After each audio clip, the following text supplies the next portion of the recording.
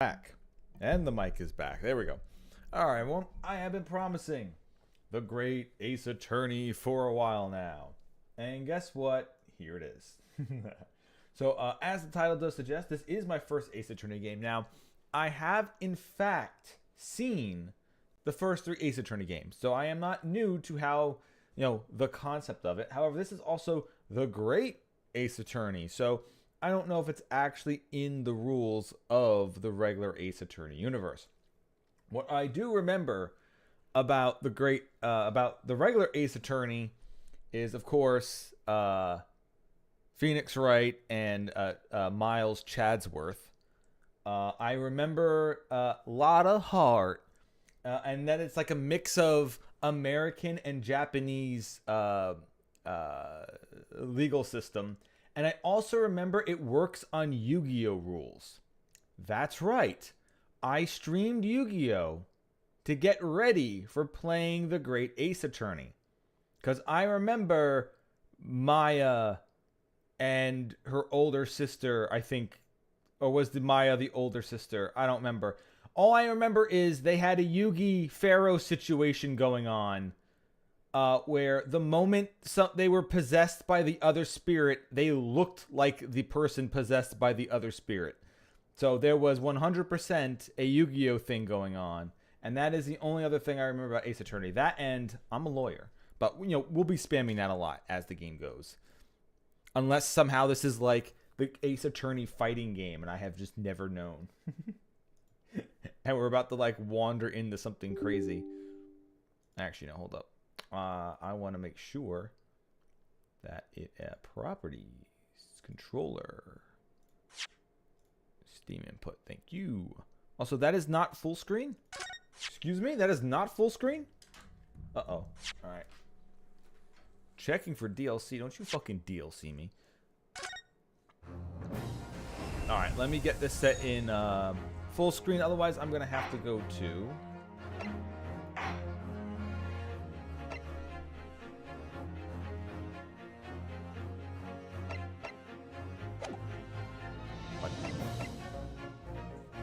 Oh, this isn't a... Oh, God.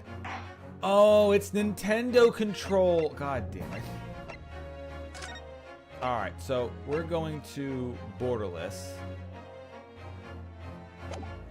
There we go. Alright, now. I assume it's still going to be in windowed. So... Oh, wait. Nope, there it is. Alright, hold on. We're almost there. Ooh. Aha! We win. Alright, so that's there. And now I need to go to key control.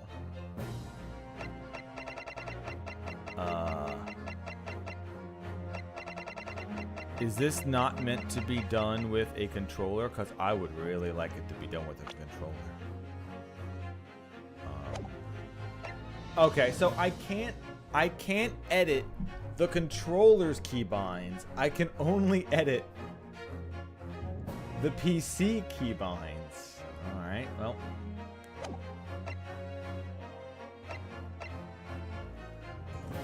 Turns this into enable story mode in place of autoplay, allowing you to program. Oh, that's just flopping in and out between having it like auto going or whatever. Alright, we're good.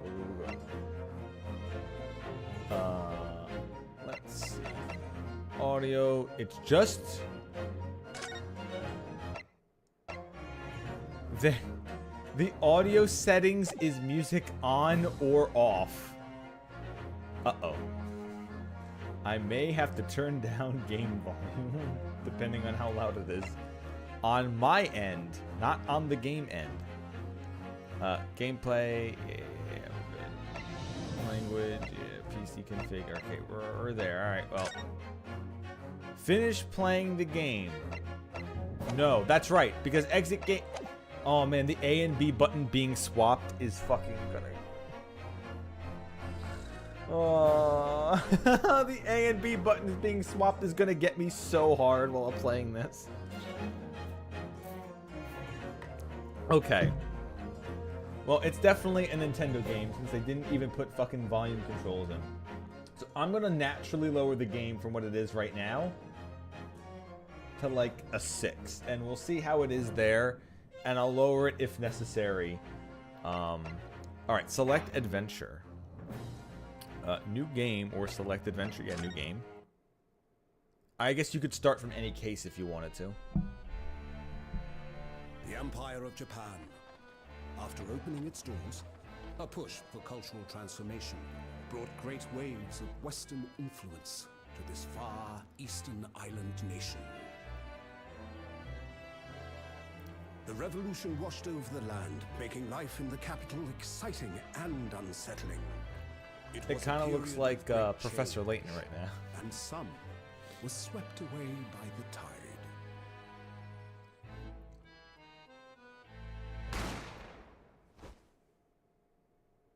Merry Christmas.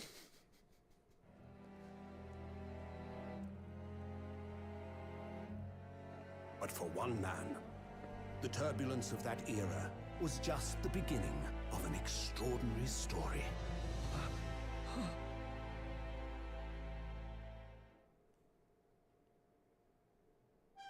What about my priest?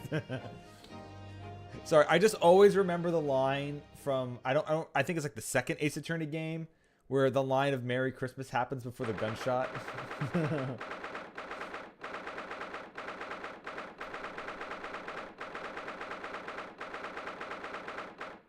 Okay, so who's the Larry Butts in this one? I still can't believe it. I still can't believe this is happening. How can it be that just beyond the doors to this quiet little chamber is the highest court in Japan, waiting to decide my fate?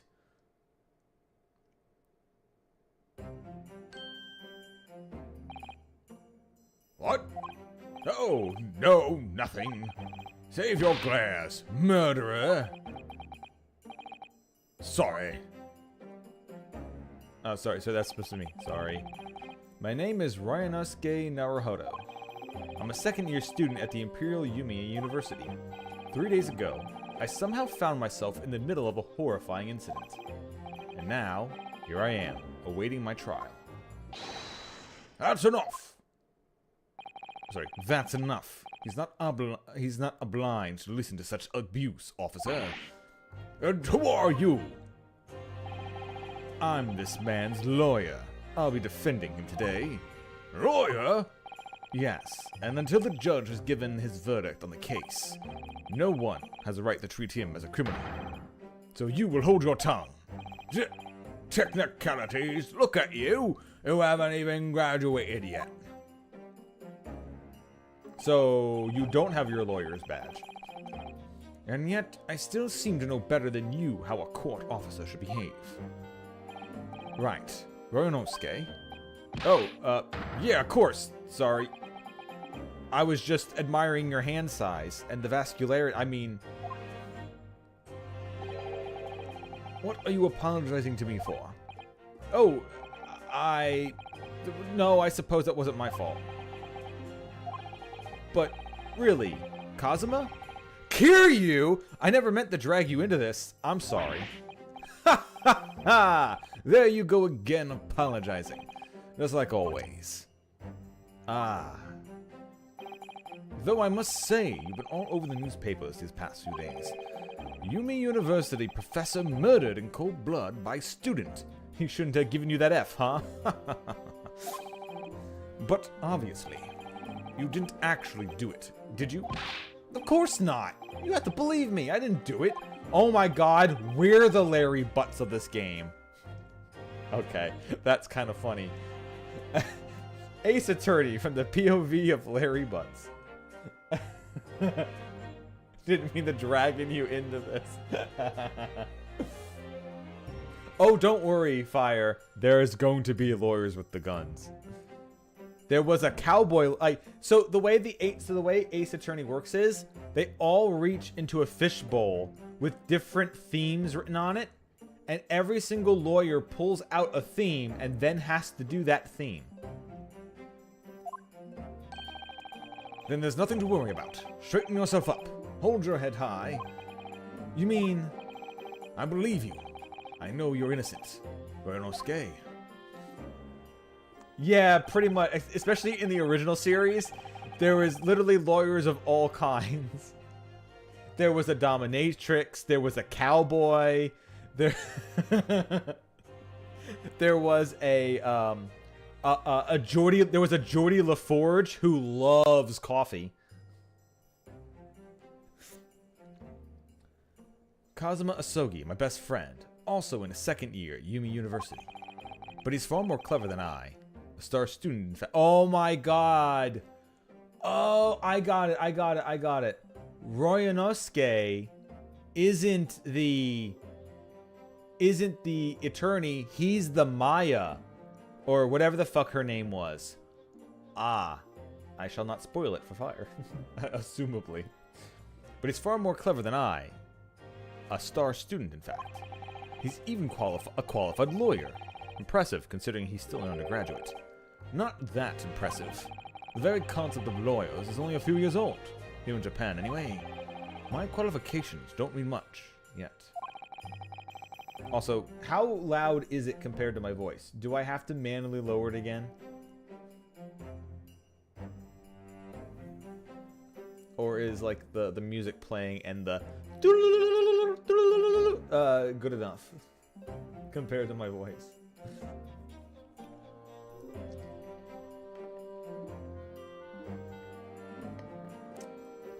Okay. Let me,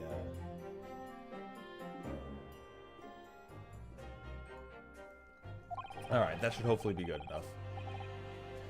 But I'm proud to have a friend... But I'm proud to have a friend like you, Kazuma. Truly. 3 days ago, yes, that's when all this started. Congratulations, Kazuma. It looks like you're going to get study abroad at last. I know. I've been forever dreaming of this day. Finally, those government elites have acknowledged my academic achievements and success in court. So you'll be representing Japan as you immerse yourself in the most sophisticated legal system in the world? I'm really happy for you. And proud as your friend. There's not a soul in the university who doesn't know Kazuma's name. He's a living legend. It's like there's some mysterious aura billowing around his temple. I want to bring about change in our own legal system. That's why I have to cross the ocean to see the real thing with my own eyes. The heart of the British Empire. The heart of the British Empire. I wish I could see it too. At this point in time, it's kind of stinky. Then come with me. We'd have a wild time tearing up the streets of Her Majesty's of London's together. Her Majesty's City of London together. If only they were that simple. Oh dear, look at the time. I better be going. Alright, I'll see you later. I think I'll stay around and enjoy this place a little longer. Good idea. After all, it's not every day you get to visit a high-class Western restaurant like this. See you in English class tomorrow, then, partner.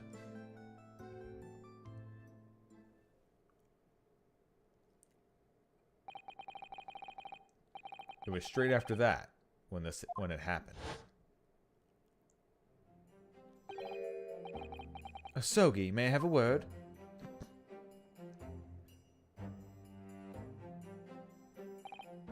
Professor, I didn't know you were coming. Well, you didn't get me Spider-Man, so I had to show up in my own personal time. Well, this case is of personal significance to me. It's about Spider-Man, but never mind that for now. Asogi, you should go immediately to the judge's chambers. To His Excellency's chambers? Why? He was looking for you before. You advocating for the defense of Spider-Man in this trial was a sudden decision. It seems there may be some confusion about procedures today as a result. Who is this man? I feel as though I've seen him at university before. I see. I'll go at once then. I shall accompany you. All right then, Ryunosuke. I'll see you at the courtroom. Yeah, thanks, Kazuma.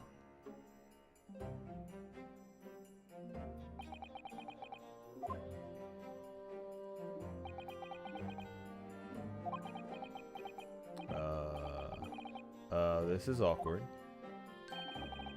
If I may, Yes, sorry? you must be the defendant. Ryunosuke Murahoto, I believe. Yeah, that's right. My name is Yujin Mikotoba. I'm professor of forensic medicine at Yumi University, but you can call me J. Jonah. Ah, Professor Jameson. I've heard that name from Cosmo before. As I recall, he's been pushing to get the government to agree to Cosmo studying abroad. Asogi has told me about you. You and he are best friends, I understand. Huh? As such, I feel you should know. Know what? Well, as you've no doubt heard, Asogi has been granted permission to go and study in Great Britain. However, if he should fail to defend you in today's trial, I'm afraid that permission will be revoked. Never granted again. What? Ah, as I suspected. You were unaware of this. I had a feeling Asogi may be chosen not to tell you. He agreed to defend me, knowing that if he fails, his dreams will be shattered? But I don't understand. Why would the government do such a thing? The administration has to choose from a large number of applicants for overseas study. It's very difficult to persuade them to grant permission, even in the most favorable of circumstances. I don't believe it. But I didn't do it, I swear. I'm not a murderer. I'm sure it's true. Nevertheless, I can assure you that proving your innocence will be no easy task. You see, there are certain peculiar. Wow, alright.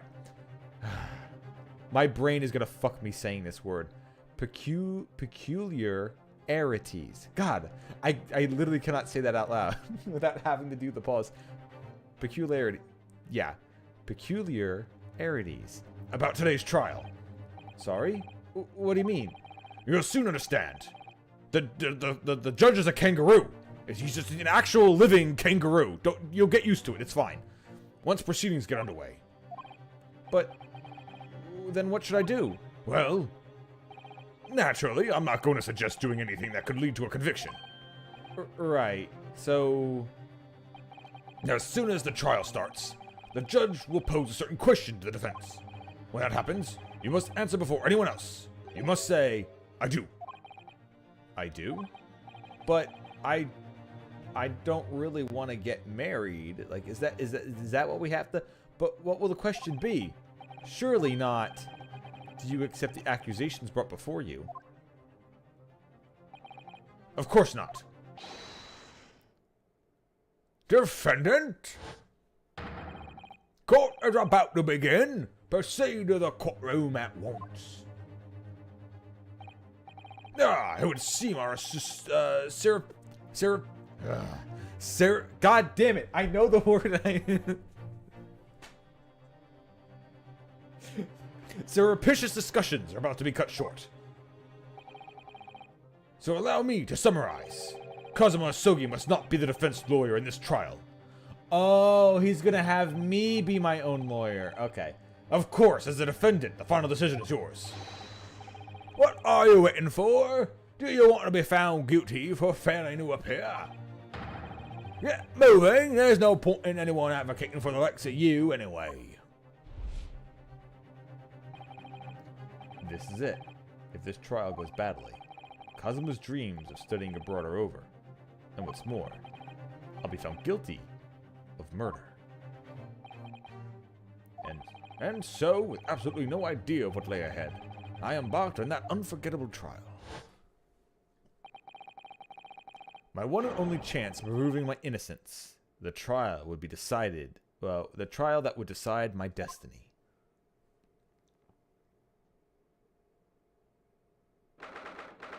22nd November, 9 a.m. Supreme Court of Judicature to Courtroom 2. So this is a courtroom?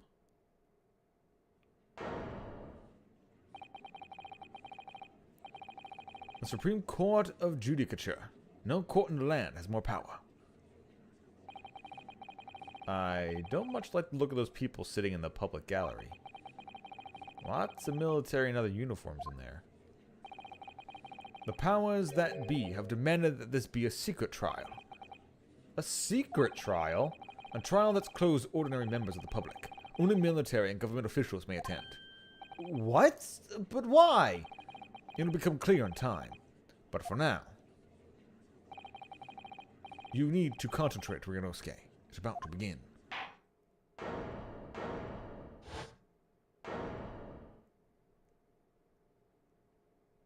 That is it's the same judge. It's the same judge but with hair. Actually, I don't know, he may be bald. I swear that's the same judge's face. And they just slap different facial hair on him. Oh, the court is about to hear the trial of Ryunosuke Naruhodo. The prosecution is ready, Your Excellency. And that's also the same guy from the mainline one. They just put him in a in a Japanese hairstyle. As is the defense. Before we begin, there is one point of order I would like to confirm. Yesterday evening, the defense made a last-minute request for a change of advocate. That's correct, Your Excellency. I made the request myself. Normal procedure is for the defendant's advocacy to be decided 2 days prior to trial. And this is unusual circumstance. I am obliged to ask for final confirmation now. Who advocates for the defendant in this trial? This is it. This must be the question. Who's going to defend me? That's the question the professor meant. But then, if I say I do, I need to answer quickly. What should I do? Your Excellency, no confirmation is needed. As I am standing here beside the defendant, I hope it's clear who will advocate for this. Yes!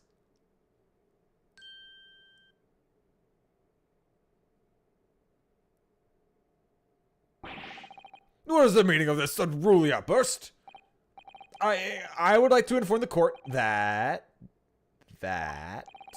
I, Ryunosuke Naruhodo, will be defending myself. You'll be... What? What are you playing at, Ryunosuke?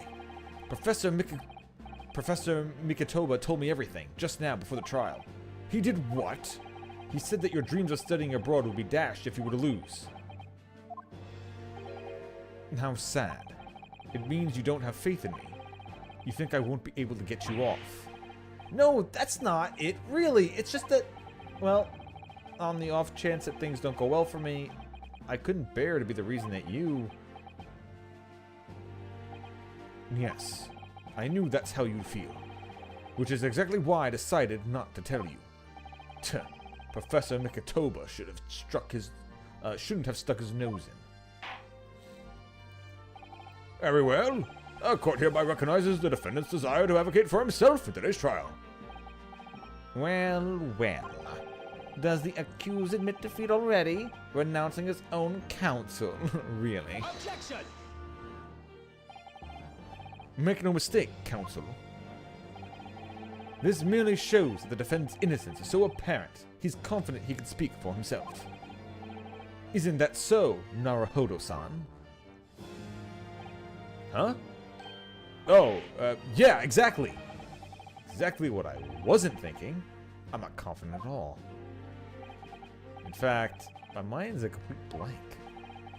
I realize you're in charge now, but still, try not to look so bewildered. Huh. Well, for a mere university student to be brought before the Supreme Court, you must have perpetrated a most heinous crime indeed. Wait, you don't even know what I'm charged with? And you're prosecuting me? As you have no doubt aware, this is the Supreme Court of the Judicature of Japan. Accordingly, the highest standards are conducted of expected to be all the very highest standards of conduct are expected of all present. Do I make myself clear, Defendant Naruhodo? Yes, Your Excellency. It is therefore my duty to assess your competence for the task to have undertaken. My competence? What does that mean? He's questioning your ability to do the job. Well, he can't be questioning it more than I am. So, let's start with very simple questions. Oh, yes. Kindly state before the court the name of the victim in the case. Well, that's easy enough. I've heard his name more times than I care to remember. But, wait. I'm so nervous. I can't even remember that. What was it again? Ryunosuke. Let me guess. Your mind's gone blank. You know me so well. All the relevant information in the case is to be found in the court record. But I can't even find that. It's simple. You can access the court record with a press of right B. If you ever find you've forgotten something, just consult it. It's all in there. I just have to press the right bumper for the court record? Alright, there's no time to lose. This is the evidence you collected. Try now switching to people instead with RB. Proof that I'm a student! I'm a student! I'm a student of the Imperial Yumi University. I always wear it on the collar of my uniform jacket. You'll find details with the victim here. When you're done, just press B to go back. Wait. So remember, everything to do with the court cases can be found in the court record. Now you better not keep His Excellency waiting any longer. Go on. Yeah, hold up. Death occurred a little after 2 p.m. and was caused by loss of blood from a gunshot to the chest. The bullet did not pass through the victim's body. A second year at the Imperial Yumi University, he's my best friend, and despite being a student, a qualified defense lawyer. J. Jonah Jameson, a medical student professor at the Imperial Yumi University. He's an authority in forensic medicine and Cosmo's mentor. Takatsuchi Ouchi? Ouchi? I guess that's how you say it. Ouchi? Takatsuchi Ouchi, a lead prosecutor of the case who would appear to have little love for changes about the cultural reformation has brought about. And John H. Wilson, the victim of the case. He was visiting professor of medicine at Yumi University from the British Empire. Now, you better not keep seconds waiting anymore. Go on. Find the victim in People section of the courtroom. Record and press Y to present.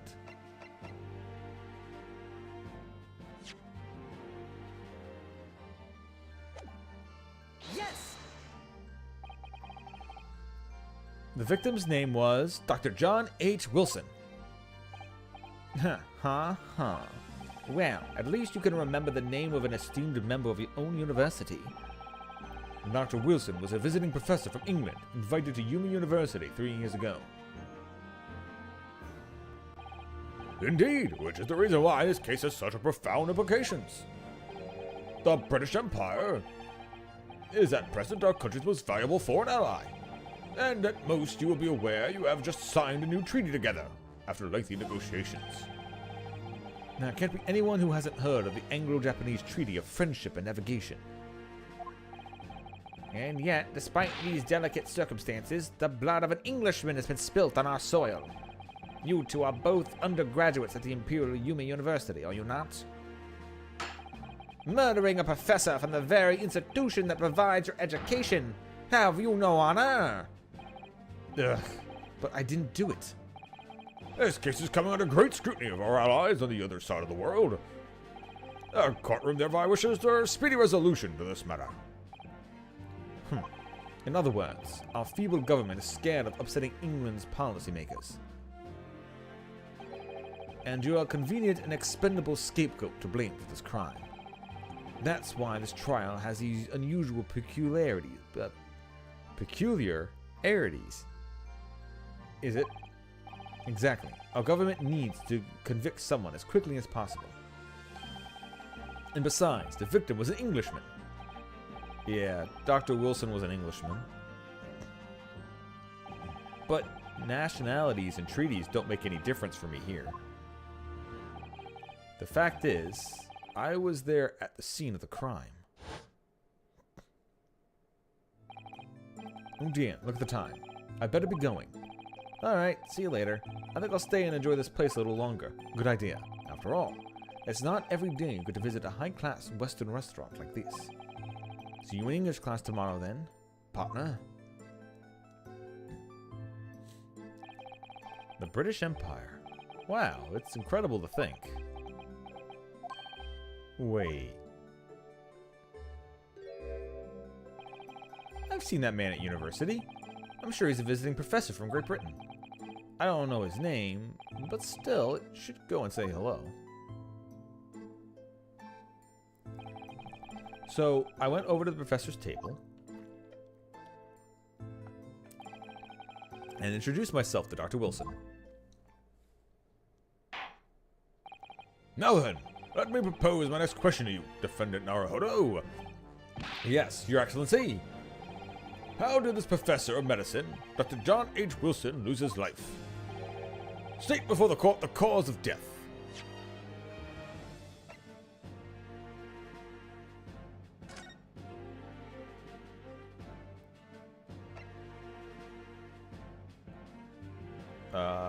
Okay, I guess I'm not putting it up here yet. Single bullet fired at close range, fatal hemorrhage from pectoral ballistic trauma. No exit wound, bullet not passed through the body.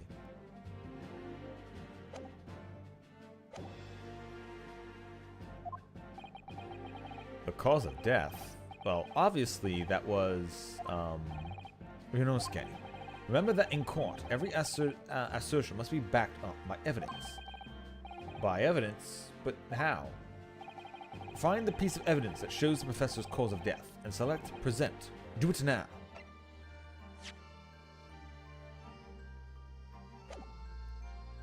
Yes! Well, according to this document, the victim suffered a hemorrhage death due to gunshot trauma. Learn to read, you imbecile! It's a post-mortem report, I take it. But is it updated? Yes, sorry, that's right. It's the post-mortem report. In the West, a doctor dissects corpses to identify the cause of death in an autopsy. But here in Japan, a public officer merely inspects the body and draws conclusions that way. Oh, I see. As long as I'm not going to get tested in any of this later. This is a so-called photographic print of the scene of the crime. You can clearly discern scorch marks around the bullet hole produced by the powder explosion. In other words, we should assume that the victim was shot at close range. Thank you, counsel. The court will accept this modern scientific evidence into the record. The photograph print of the victim has been entered into the court record. So, that's a photographic print? Well, that's something I've never seen before. It's clearly superior to a drawing. Indeed, the detail's incredible. Very well. I am satisfied with your answer. Let us start the trial. Certainly, Your Excellency. So, without further ado, in order to better appraise the court with the facts of the case, the prosecution hereby calls the first witness who was there at the scene of the crime when it happened. This is it then? I think I may have worked out what the professor had in mind. The professor? You mean Dr. Mikitoba? Yes. Clearly, you're the defense lawyer today, not me. But that doesn't mean... Well, I can still act as your assistant. Ah, of course. When he was speaking with me before, he simply said, Kazuma Asogi must not be the defense lawyer in this trial. He really has been sticking his oar in, hasn't he? Maybe, but any help you can give would be greatly appreciated, Kazuma. Well, my first piece of advice is, rein in that crazy look of bewilderment and control the cold sweats. Only if you retain that crazy headband and control the cold stares first.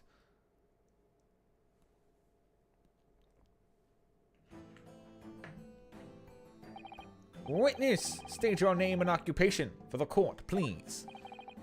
Of course. My name is Satoru Hosonaga. I am the head waiter at a Western-style restaurant called La Carnival. He's... Oh no! He's got plot cough! He must be someone's mom. Are you alright? You seem to be coughing up some, you seem to have a hell of a case of consumption. It's a regular occurrence. It really doesn't bother me. Well, it really should. As everyone knows, the capital's southeastern quarter was developed for foreign visitors some year ago. It's become a very fashionable district now, full of hotels to accommodate overseas guests.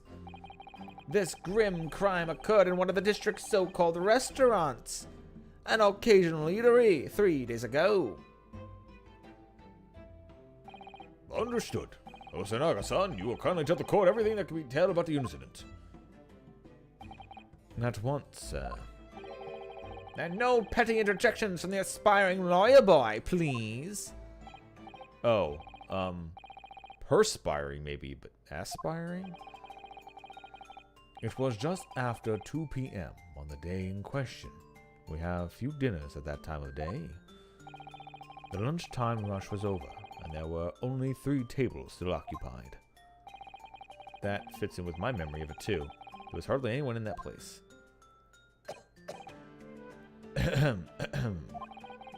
It was when I was in the kitchen putting away cookery and cutlery. A gunshot rang out, so I hurried out to the dining area to see what had happened. I found the victim, an English gentleman slumped in his chair. Standing immediately beside him, gun in hand, was the accused university student. Yes! Hold on! Let me just clarify something here. While I did pick up a gun that I found lying on the floor beside the professor, I didn't shoot him. Objection! I believe I asked you to refrain from petty interjections. The court wishes to listen to the witness's report of what he saw, you amateur. But the next time you interrupt at an inappropriate time, you'll be penalized. Defendant Naruhodo. don't worry, Inosuke. You have your chance to fight back. For now, we must quietly listen to the witness. Ugh. If I may confirm one point, waiter. Standing beside the victim with a gun in his hand was the same man as we see here in court today. Yes, without question. I see. And apart from the accused, was there anyone else standing beside the victim? No. There was no one else around that table but the deceased Englishman and the university student. Huh? Wait, what did he just say? There was no one else around that table? What's the matter, Ryunosuke? That's just not right. When I went over to Dr. Wilson to say hello, there was a woman sitting opposite of him at the table. Really? And that's not something the waiter could have missed. I've been warned about interjecting, but still, what should I do? Ooh. Okay, so I think we need evidence to... Yeah, he literally just died on the stand. I think I need to wait and have evidence, and then later on, we get that if we can find some evidence, bring up his report and go, objection!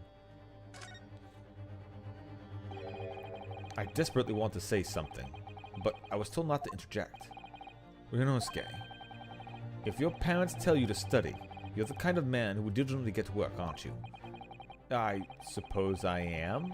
I never got to university otherwise.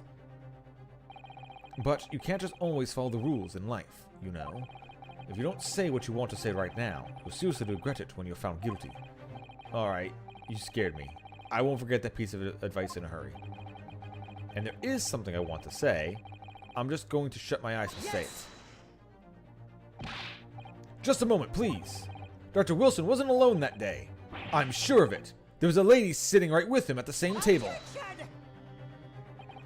Dear me, dear me. What are we going to do with you? With your blatant disregard for court proceedings, I'm beginning to wonder if you're not a fraud. Could it be that the accused, this mere student, is not a real lawyer after all? But I'm sure of what I saw. Osanaga-san, is there any chance you're mistaken? Perhaps your memory of the events is hazy. No. The deceased gentleman came to dine alone. I don't believe it. Ahem, ahem. I actually have a rough plan of the restaurant as it was that day. Please, have a look if you'd like to. Let me see. Ah, a sketch of the establishment's layout, drawn by yourself, I presume. That's right. I'm afraid I used the back of my business card. It was a turbulent situation. However, as you can see, the gentleman in question was seated alone. Well, you're certainly a very conscientious waiter. Thank you, sir. The court will take this plan and add it to the court record as evidence. Okay, not yet. Oh, well... Is there a problem? And the plan to the court officer at once. Of course. Here you are. What was that about? He's been completely calm and collected until now. Alright, so what's on the back of his business card? He doesn't... Oh, he's not... It's still not over here yet.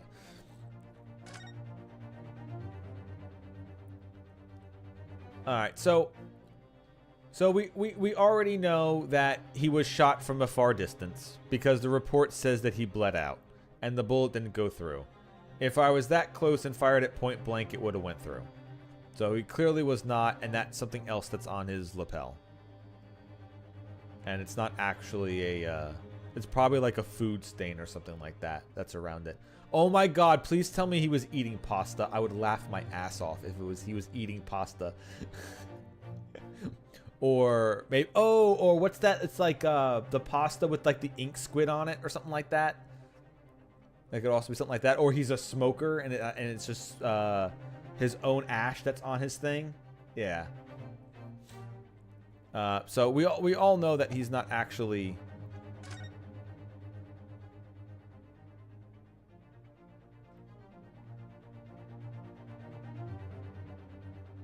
Okay, that's neat that there's a magnifying glass item.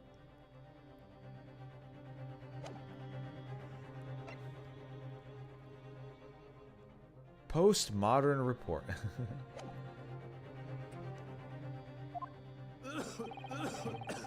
Something certainly seems to have shaken him. The waiter's business card has been entered into the court record.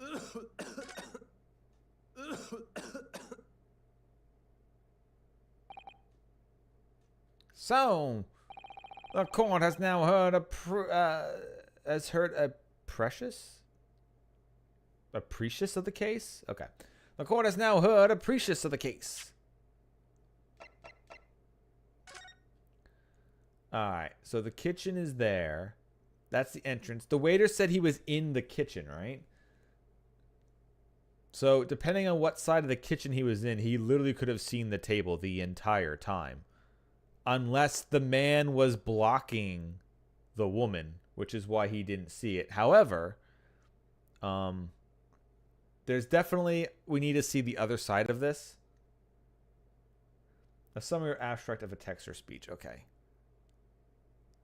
There's definitely, we definitely need to see the other side of his business card. Because that probably is going to give us some information about who he actually is and why he's probably lying.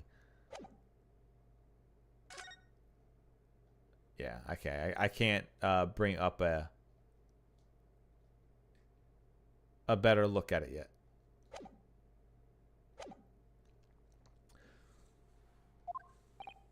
Yes. A moment of gunshot was heard in the restaurant. The only person in close proximity to the victim was the defendant on trial today. It would seem we are looking at a black and white case here. Defendant Naruhodo. Yes, Your Excellency? If you admit your guilt at this stage, the court is willing to look mercifully upon you. In other words, you may have some small reprieve in terms of your inevitable punishment. I call this waiter as an unsworn witness in order to explain the details of the case in the court. But I must warn the defense, if you are determined to pursue matters further in this trial, the prosecution has decisive evidence from sworn witnesses who were present at the scene of the crime. What do you mean witnesses? The guy clearly said there wasn't anybody else there. Who else could have witnessed it? Then he must be lying if there's other witnesses. What do you think I should do, Kazuma? What do you mean? Well, I'm going to be found guilty one way or another, it seems. Wouldn't it be sensible to plead guilty at this stage and hope for a more lenient sentence? Everyone keeps telling me that this trial is unusual. About these peculiarities. You've said it before. Professor Mikotoba said it, and so has the judge and the prosecution. I'm scared for what lies ahead if I push this. As I said from the outset, I believe you're innocent. I trust you. And yet, despite knowing that, you're willing now to throw that trust back in my face. Is that it? What? If the accused is in fact innocent, then a defense lawyer is duty-bound to prove that innocence by whatever means necessary. Are you just going to abandon that duty? Are you going to give up on yourself? The battle hasn't even begun yet, Reinosuke. The defense pleads not guilty, Your Excellency. We invite the prosecution to stop making empty threats and bring out its witnesses. Then we will see how decisive this evidence really is.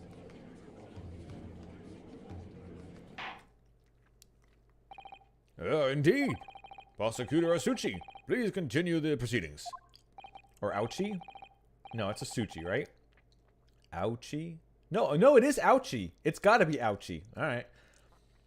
Hisk, well, you were warned. The young can be so reckless. You know, many call me a saint, but I can be a devil when I want to be. Ugh. In a few short moments from now, that dumb-struck young mouth of yours will be silenced forever. The prosecution calls its next witness. Very well. No, officer, bring forth the witness at once.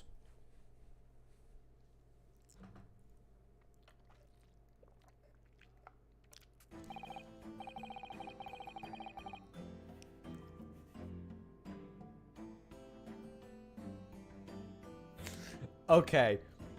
I know that guy's not blonde, but if he was blonde, I would swear to God he's the fucking Nazi from JoJo Part 2.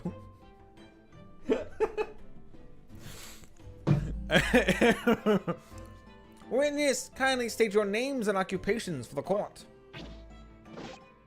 Yes, sir! A great Nippon Imperial Army Sergeant Isaiah Nosa reporting for duty, sir! Myself, I find employment as a purveyor of fine articles of antiquity from the effervescence of our nation, Nippon, and conduct my trade from Rasutai, a humble premises in the 2nd District, Kyoryu Kuritukuta, at your service. An antique dealer and a soldier. What an unusual pairing! Both of these gentlemen were present at the restaurant on the day in question. It's Blackhair from Von Kaiser from Punch-Out, yeah. They must be the diners at the other table that the waiter mentioned. Myself, I habitually take tea of the most exquisite aroma at this establishment in question, always post-noon, and not infrequently converse with interested parties regarding the curios which I make for my business. Ah, but he died at... Wait, actually, when did he die? 2 p.m. Okay, that is post-noon.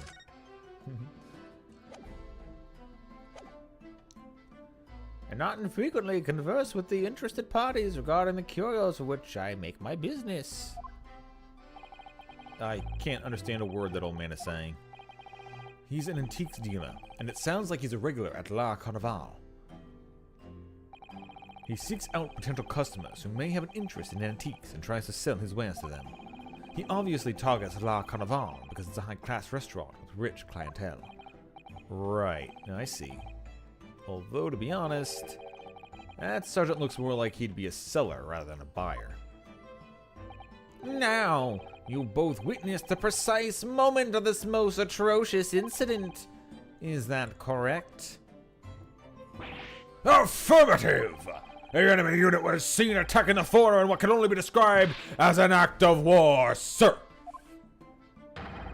It was that black uniformed rogue infantryman over there who unloaded his firearms, sir. This man's as impossible to understand as the other. See, this is what I mentioned, Fire. They literally have a fishbowl full of, like, costumes to wear. And they, like, it doesn't matter if you're a lawyer or you're a witness. It's just a fishbowl full of different things. You reach in, you pick it out, and that's what you are. But I'm almost sure I heard a strange noise during that last thing he said. So, this is the decisive evidence the prosecution was threatening. That soldier was claiming that he actually saw the precise moment who shot the victim dead. Yes. Well, are you starting to feel uncomfortable? If I'm honest, I was feeling uncomfortable from the start. Now, the court will hear your formal testimony, please. You will state everything you saw at the precise moment that the incident occurred. Yes, sir! Yes, sir! Standing by, ready to report, sir! Unsavory memories of a most acrabic afternoon.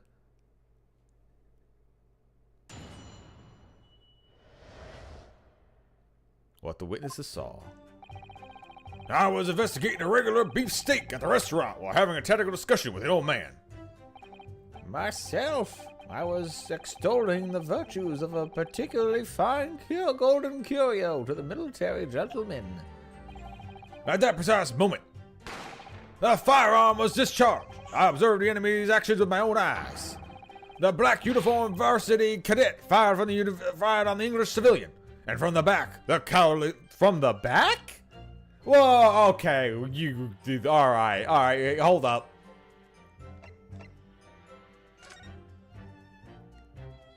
From the back, huh?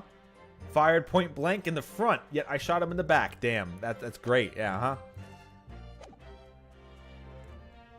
I can't present my testimony now, can I? I can't present my evidence now and tell them to go fuck yourself. Yeah, all right.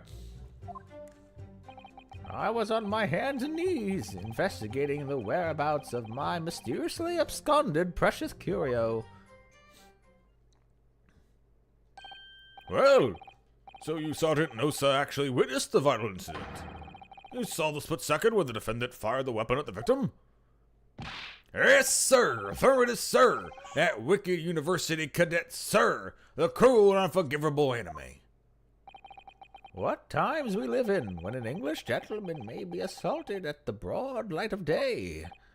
But this is ridiculous. I didn't shoot anyone. Is that really true, Ryunosuke? Yeah. All I did was pick up the gun that I saw lying on the floor. After I said hello to Dr. Wilson, I went back to my table and sat drinking some coffee. Then, when I finished, I got up from my seat to leave the restaurant, when I noticed an English-made gun next to the chair where the professor was sitting. I thought perhaps the professor had dropped it, so I bent down, and just as I was picking it up, bang. Well, if that's the truth, there was obviously a criminal on the scene somewhere. And somewhere in these two witnesses' testimonies, there's a clue as to who the criminal was. There is?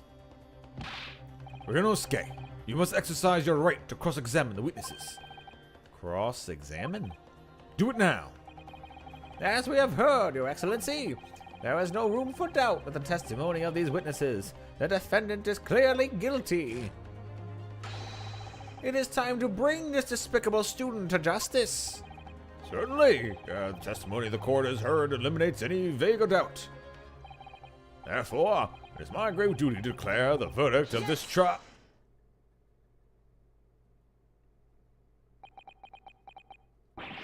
What in the name of Emperor is the meaning of this outburst? I mean, the defense demands its right to cross-examination. Dear me, dear me. Let me guess. The Hachimaki headband boy next door told me to do it. Now pathetic. Huh? How did he know? The prosecution objects. This is a clear waste of time. The defendant obviously has no experience. How can he possibly carry out a cross-examination? Objection! Yeah, I agree. Just don't pick off guns off the ground. Just let them sit there. The defense is asserting its right to a cross-examination. Whether or not you think he's capable of it is irrelevant. Cosmo's so commanding. Very well. Let the defense conduct a cross-examination of the witnesses. Alright, this is where the battle really begins. Ryunosuke. But I don't even know what I have to do in a cross-examination. Isn't it obvious? You have to expose the lies in the witnesses' testimonies. How? You didn't fire the gun, which means what the soldier said has to be a lie. Well, yes, but It's just a case of proving it. And the key to doing that is evidence. right. Evidence. All you need to do is present some decisive and indisputable evidence that proves the witness is lying. Now let's go, Ryunosuke. Don't let them beat you.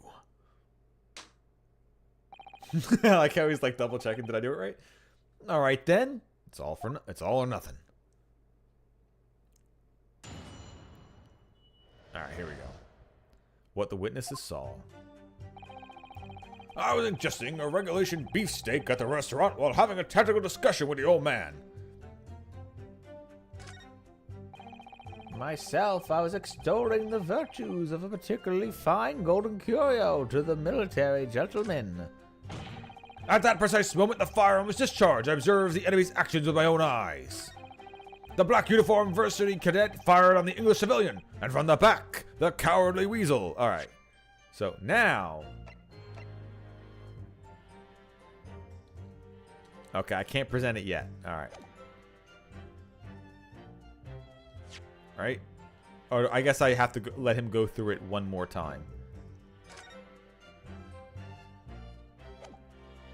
Also, my assumption here is... so my assumption also is that this is his stake. Right?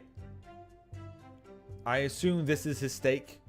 Since he specifically said exactly what he wants to say. Well, no, I did hit Y, and it's not popping up yet. That's what I was saying. I went back here, and I... Yes! Oh, there we go. I forgot X and Y are swapped in this one.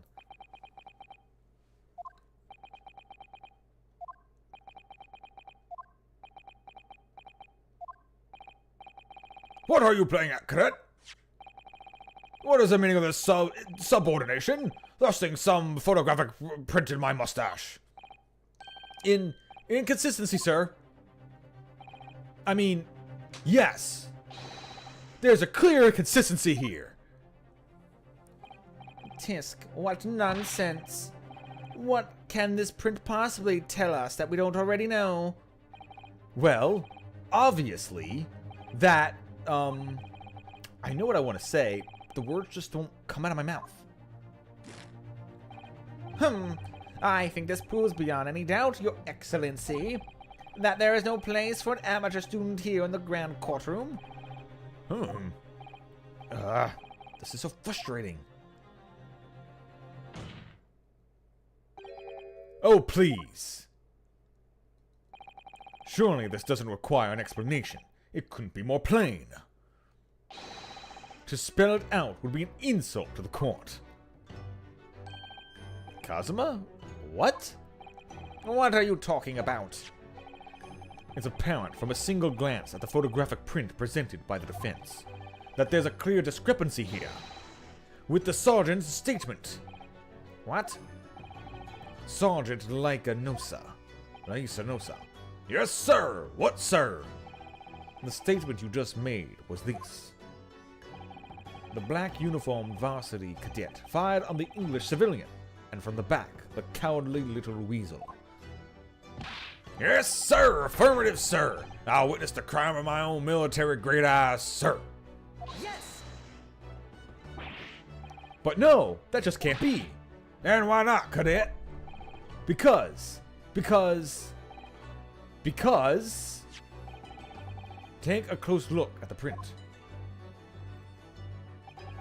The victim, Dr. Wilson, died from a bullet wound to the chest. Sergeant, according to your witness statement, the culprit shot the victim from behind. And that is the obvious discrepancy here. Well, how do you explain it? Oh, there's a baby on his back.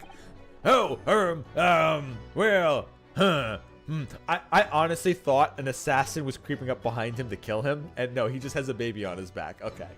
I thought that was like somebody who was about to pop in and take him out. Oh no, they realized my guy was bullshit. Here comes the court officer to remove him. what? What was that? Something just popped up from the behind his back, but he pushed it down again. Certainly, there's a clear discrepancy with the facts here. Would you not agree, Sergeant Nosa? Yes, sir. At this juncture, that would appear to be indisputable. Until the moment I heard the firearm discharge, my eyes were firmly fixated on delicious La Carnival steak, sir. What? The latest testimony the court heard has proven one thing beyond all reasonable doubt. This witness, Sergeant Lisa Nosa, did not see the defendant firing a gun at all. That's absurd. I think the conclusion we must draw is simple. There is no place for an amateur prosecutor here in this grand courtroom. Yeah.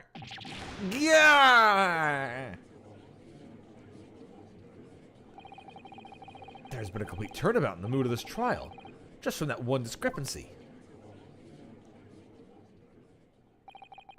So this is what being an ace attorney is all about. But I definitely saw him. That university cadet there, he was pointing the firearm directly at the victim's back. Yes! But I never fired the gun. All I did was pick it up off the floor. And you, old man, you didn't see the moment the victim was shot either? Myself? I have already been quite clear. The gunshot interested me not. I was far too busy on the floor. Too busy on the floor? Sorry, what were you doing? Hunting for the treasure. Treasure?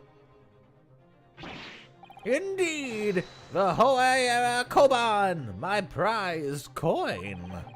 On each occasion when I visit that restaurant, it is my habit to place in my bosom pocket a peculiar trinket of interest from my shop, Rasu Te. In the hope of meeting a rich diner who might like to buy it from you? On the day under scrutiny, it was the military man that I proffered my Hoei treasure. Believed that he would purchase such a rare find, I did not. But I was presented with little alternative. And then, after averting my eyes for the briefest of moments, there was no more. It simply vanished. Koban vanished. Hunting around under the table I was, in case mayhap it had fallen there, and then it happened. You heard the gunshot, you mean? Indeed I did, but I heeded it not, for I was concerned only with finding my absconded Hoei treasure. Nothing could distract me. Out of interest, did you find the coin in the end? No. Huh, I see. That lamentable day, the precious Oikoban was lost to me. No doubt some unscrupulous scoundrel pocketed the prize coin for himself. Oh my god, please tell me the baby stole it.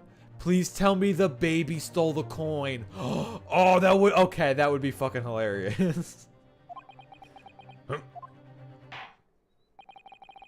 As I am sure everyone present is aware, this case demands a swift and decisive resolution. Our government has promised to send a full report to Great Britain and telegraph this very afternoon. Nevertheless, the witness testimony this court has just heard was inconclusive. No matter how subservient our government feels, it must be to the British. It would be unforgivable to deliver a verdict on this trial right now. What is your position, Prosecutor Ouchie? Worry not, Your Excellency. The defendant may have fled a tiger at the front gate, but he will find a wolf at the back. Huh? My witnesses have further testimony to make. Explain. Upon hearing the next statements, it will become abundantly clear that there is only one person who could possibly have committed this despicable crime. The equally despicable defendant, Ryunosuke Naruhodo! What? He really seems to have a despicable opinion of you, doesn't he? Very well. Your court invites the witnesses to testify again. It will thoroughly explain the reasoning behind the prosecutor's allegation. Is that clear? As clear as curacle glass, Your Excellency. Yes, sir. At once, sir. Awaiting signal to testify, sir. Also, the baby has a mohawk. Excuse me, but there's something or someone peeking out over your shoulder, I think. Affirmative. The newest member of the Nosa family to rise up through the ranks, sir. Name, Ado. It would seem those straps are a sign of a sergeant to be strapped to afford. Okay. It would seem those straps are a sign that the sergeant being too strapped to afford a nanny. Ariado. Tension. Now there's a literal snot-nosed brat. The true culprit. Even if what I saw was a precise moment of the firearm's discharge, it's almost the same thing. Yes, pointing his gun at the Ford man, he was. That young lad in black. That much I myself did see. Furthermore, a visual research of the premises at the time confirmed that there were only personnel present. Indeed, alone he was, the Englishman, dining all by himself. Therefore, no one other than the black uniformed cadet could have dispatched the Englishman. Over and out. These testimonies are certainly compelling. Wait, that's nonsense. The victim, Dr. Wilson, wasn't alone at all. Please, enough of these outbursts already. But there was a woman. There was a young woman at his table. You must have seen her. Everyone there must have seen her. Objection! Alright, so... Okay, so the funny option is the baby stole the coin. But I'm gonna say they're holding the coin hostage, which is why the old man is lying. And they're going to give money to the guy who can't afford a nanny. They're going to give money to the sergeant so he can afford childcare. And they're bribing them to lie. And the reason why the waiter is lying is because the woman he was with probably owns the restaurant. And that's what we'll find out on his business card, maybe? That's my guess so far. Okay. If you call yourself a lawyer, then you respect the rules of the court and speak accordingly. We are not here to listen to your fantasies. Ugh. It is evident beyond all reasonable doubt that the victim was alone at the time of the incident. The prosecution has photographic evidence of this fact. Is this a photograph print of the scene of the crime, Consul? Indeed, of the table at which the victim was dining, taken by an investigator immediately. Wait, okay, so the chair. Oh, I see what's going on. That's the table behind him. The assumption is that the people who took the photo turned the chair around with Dr. Wilson in it. But that's not Dr. Wilson. That's the table behind Dr. Wilson, probably. Okay. Indeed, one of the table at which the victim was drinking, taken by an investigator immediately after the incident. As can plainly be seen, there is only one place set. Certainly, based on the appearance of this print, it would be reasonable to conclude that the victim was not in the company of anyone else. Ugh. This doesn't make any sense. The court will add this new photographic evidence to the record. Especially since that's the steak the sergeant said he was eating. The photographic print of the crime scene has been added to the court record. I don't understand. What's going on here? It's just not possible that nobody else saw the woman. The waiter before said the same thing. He maintains that Dr. Wilson came to the restaurant alone as well. But that's not true. I saw her. I swear that I saw a woman with him. I would assume that we will be able to telegraph the report to Great Britain in this time after all. The witnesses' testimonies have just been heard. I'll leave no further room for doubt. These are very sensitive political times, as we all know. The ink is still fresh on the treaty with Great Britain. To think that I, Takeshi Ouchi, have still contributed to the enmity of these two great empires is an honor. How can this be happening? The judge is ready to rule. Stand tall, Ryunosuke. It's not over yet. What? If what you say is true, then there's something going on behind the scenes. And now is your chance to expose it. To draw out the truth in your cross-examination. I don't know, Kazuma. The defense is entitled to cross-examine the witness, but make it quick, understood? Tisk. Rules can be so unbending at times. Ugh.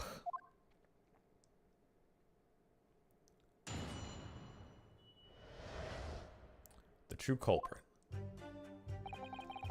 Even if what I saw wasn't the precise moment of the firearm was discharged, it's almost the same thing. Not even close. Yes, pointing his gun at the foreign man he was, that young lad in black. That much myself I did see.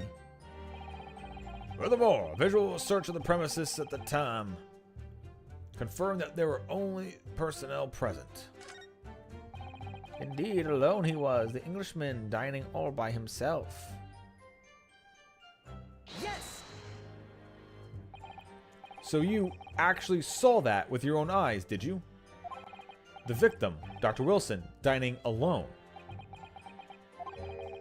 That I did. Forgive me for the position I place you in. So the testimonies of the old man, the soldier, and the waiter all agree on that point. Is that interesting? And let us not forget the incontestable evidence we have to support their statement as well. Actually, let me give a look at that. Yeah, so that's just the steak the guy was eating in the picture behind him. Which is the thing that the guy originally said. Because basically, it's this picture, except Dr. Wilson is out of the chair. Also, there's more of the steak missing in that picture than there is here. So somebody was eating the steak after Dr. Wilson was dead. Or, yeah, more of that steak is missing in the picture that was supposed to be taken after, and Dr. Wilson was removed. Yeah, that bite would have been seen on the other picture.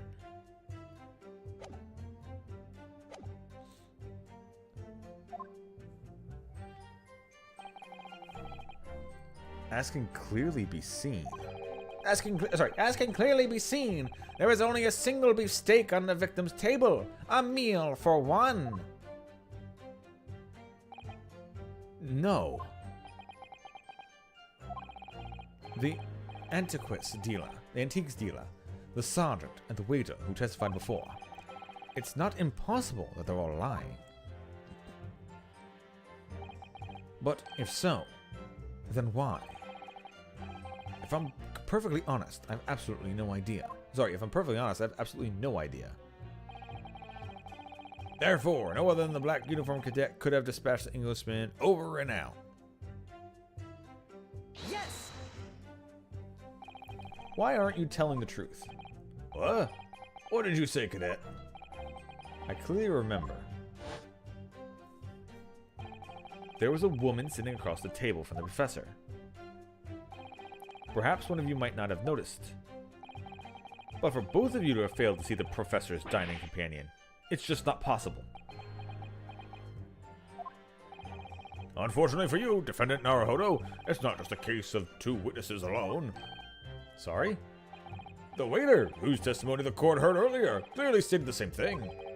He also said that the victim was alone. That's right. Precisely. In other words, you are the sole proponent of this phantom lady. But If such a woman were indeed present at the scene, the prosecution demands to see proof.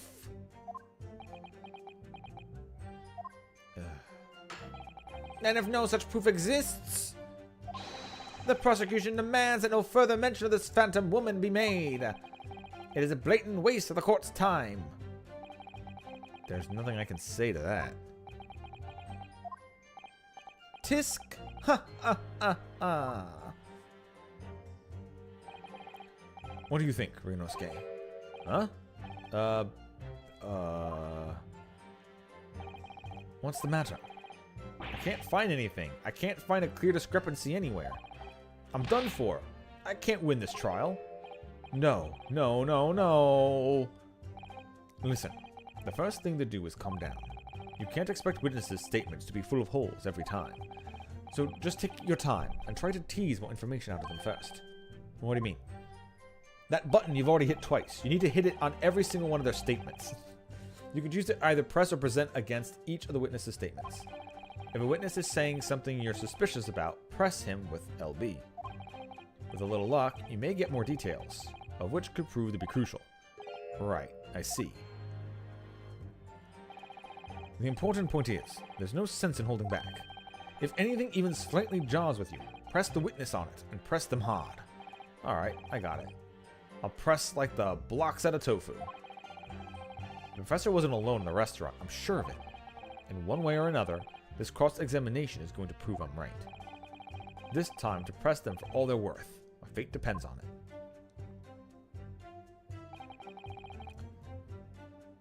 It's almost the same thing. Yes! Bullshit. No, it's not the same thing at all. For a start, I didn't fire the gun. We have a difference in opinion on that. The opinion of a uniformed officer versus that of a fledgling cadet.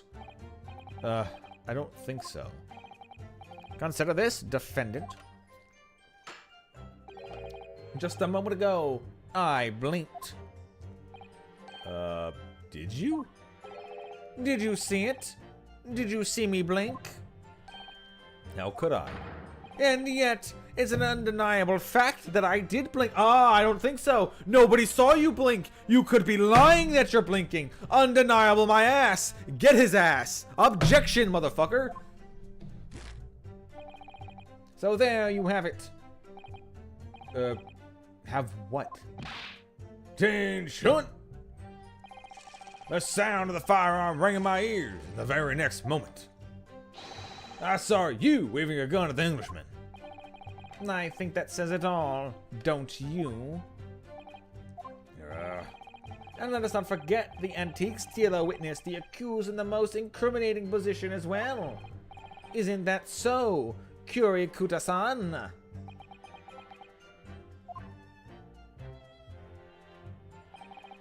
Yes, pointing his gun at the foreign man, he was. That young lad in black, that much I did see myself. How did you see it when you were on the floor? Yes!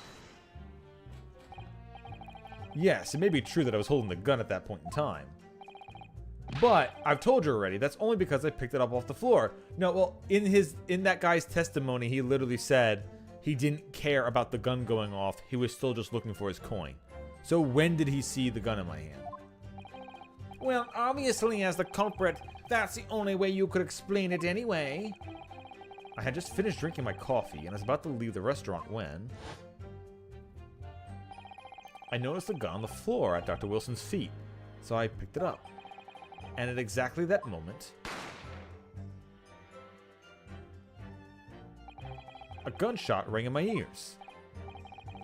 Full of events beyond our control, life is. Sorry? What do you mean?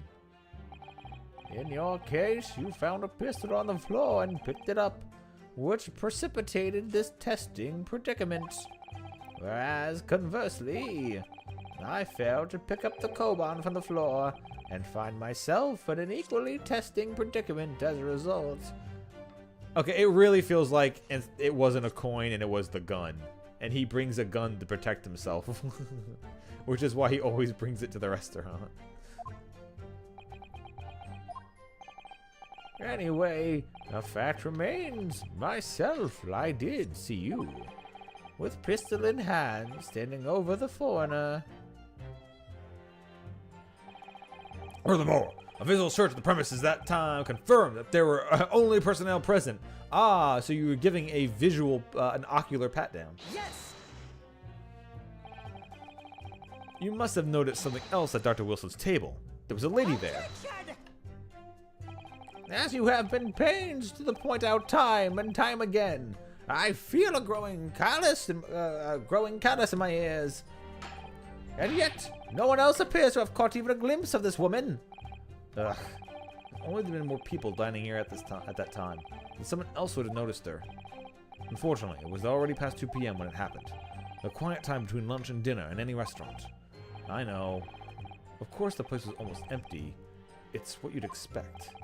Certainly. 2 p.m. is neither here nor there in terms of a time to eat. I wonder if there was a reason why the victim was eating at that time of day, and why he was alone. Yes, Your Excellency. There is indeed a reason. There was? This was found in the victim's jacket pocket.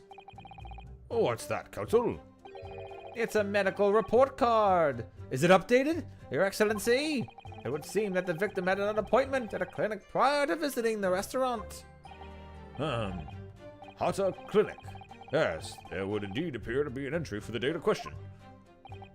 19th November, noon to past 1 p.m. The very day of the incident. So the victim went to a late lunch following his appointment. The explanation couldn't be more simple.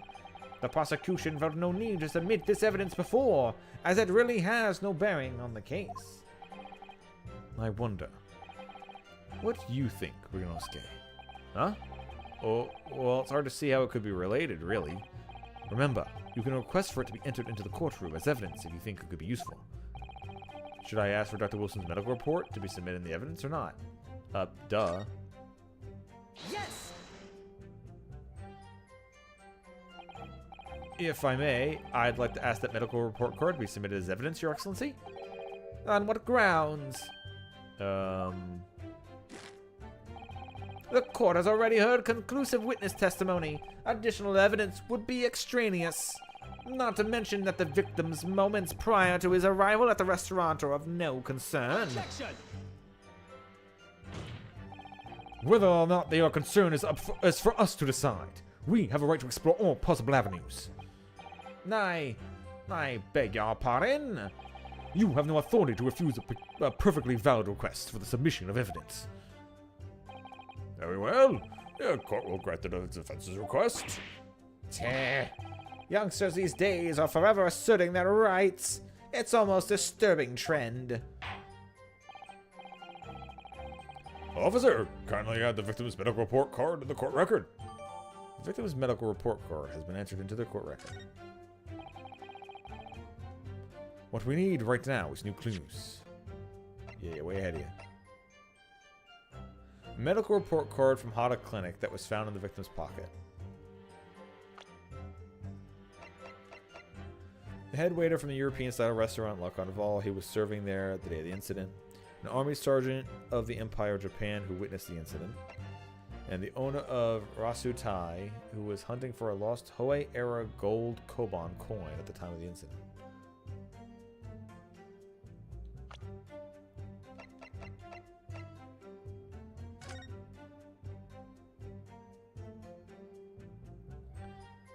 Okay, so if this is where he was sitting, that means this is where the steak was, right here.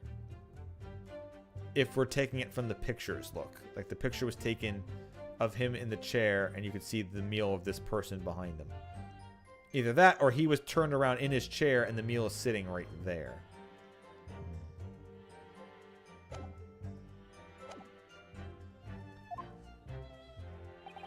We have to explore things from every possible angle, even if they don't seem relevant at first. Right. I hear you. Humph! You can conspire to prolong this trial as much as you like, but it's the day after the festival already for you. Or perhaps you'd forgotten that these witness testimonies leave no room for doubt. Feel free to reiterate at the accused, Korakura-san. Indeed, alone he was, the Englishman, dining all by himself. Therefore, no one other than the black uniform cadet could have dispatched the Englishman over and out. Alright, well, I guess I pretty much just gotta keep pressing on. Did I already press on this one? I think I did earlier. Excellent work, Ryunosuke. We've gleaned some new information now. Well, yes, but I don't feel like it changes much. I can't see that it brings any real discrepancies to light. I wouldn't be so sure. Let me see that medical report card you got before. Oh, you mean this? Yes. This is a brand new piece of evidence, so perhaps we should examine it in a little more detail. How exactly? You'll notice that some pieces of evidence bear a magnifying glass. There are ones you may examine.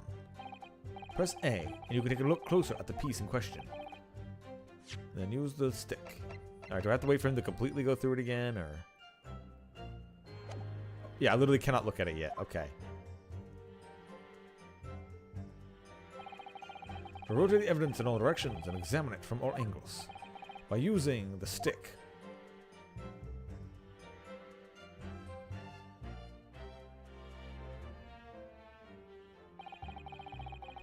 You can move around the crosshairs around to hunt for clues that may have been missed before. If the crosshairs start to pulsate, press A to investigate further. So, partner, I think you should take a closer look at this medical report card. Alright, did it trigger now? Nope, still can't hit A on it yet. Alright, hold up. See if there isn't something new to be learned by examining it in more detail. Alright, I'll see what I can do. I need to use the sticks, and to inspect my areas of evidence that look suspicious.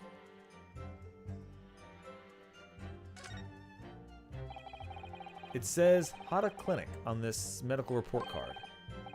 I hate clinics, almost as much as I hate hospitals and surgeries. Aren't they all the same? When I was 5, I caught the only cold I've ever had in my life. And I remember, even though I felt awful already, I had to have this hideous injection in my right arm. Urgh. I'll never forget it. Never my whole life. Most people would give their right arm to have had only one cold in their whole life. And anyway, I don't think this is a clinic where they treat people for illnesses like that. Let's keep looking for clues. We don't want to miss anything.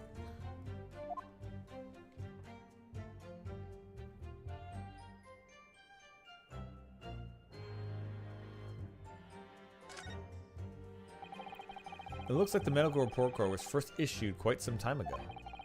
It's probably a record of long-term treatment. That's why, with a family doctor, I imagined. I can't imagine. Going to a doctor? I mean, as long as I'm alive, I've never consulted one.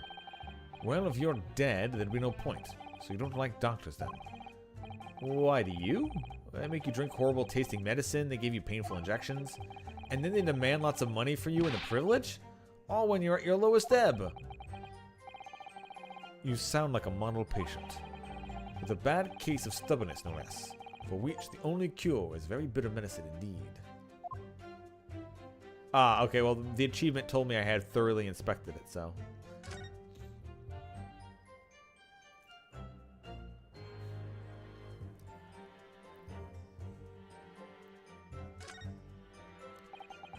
Let's have a look.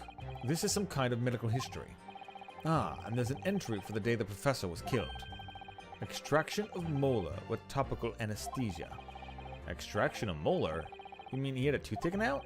It would seem so. Just before the incident, he had a bad tooth removed. Perhaps they use laughing gas. That's the most modern practice in the West for pain relief. Yes, I've heard of this, anesthesia. Although it's hard to believe there's anything that can actually stop you feeling pain. Ah, there's a cautionary note from the medical practitioner as well. Strictly no food or drink besides water for 3 hours post-procedure, until anesthetic effects are passed. Really? Sounds like information worth bearing in mind. The medical report card's information has been updated in the court record. With this new information, the meaning of that one particular statement totally changes. So, I think it's time we listen to the testimony again, don't you? Definitely! Even if what I saw wasn't precise with 5 charges, it's almost the same thing. Yes, pointed the gun at the foreman I was. Young man, as I see myself. Furthermore, a visual search of the premises at that time confirmed that there was only one personnel present. Indeed, alone he was, the Englishman dining all by himself. Do I do it now? He said the keyword of dining, so I'm going to assume. Yes!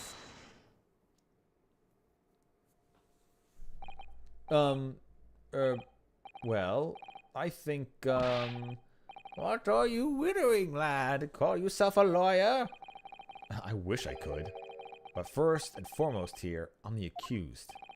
Ryunosuke, everyone stumbles on their words occasionally. Under the circumstances, I wouldn't worry about it. Thanks, Kazuma. I could see it quite clearly in that cross-examination you just carried out.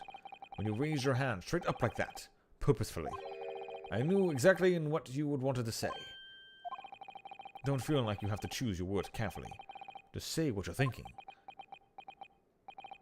Alright. And thanks for the advice.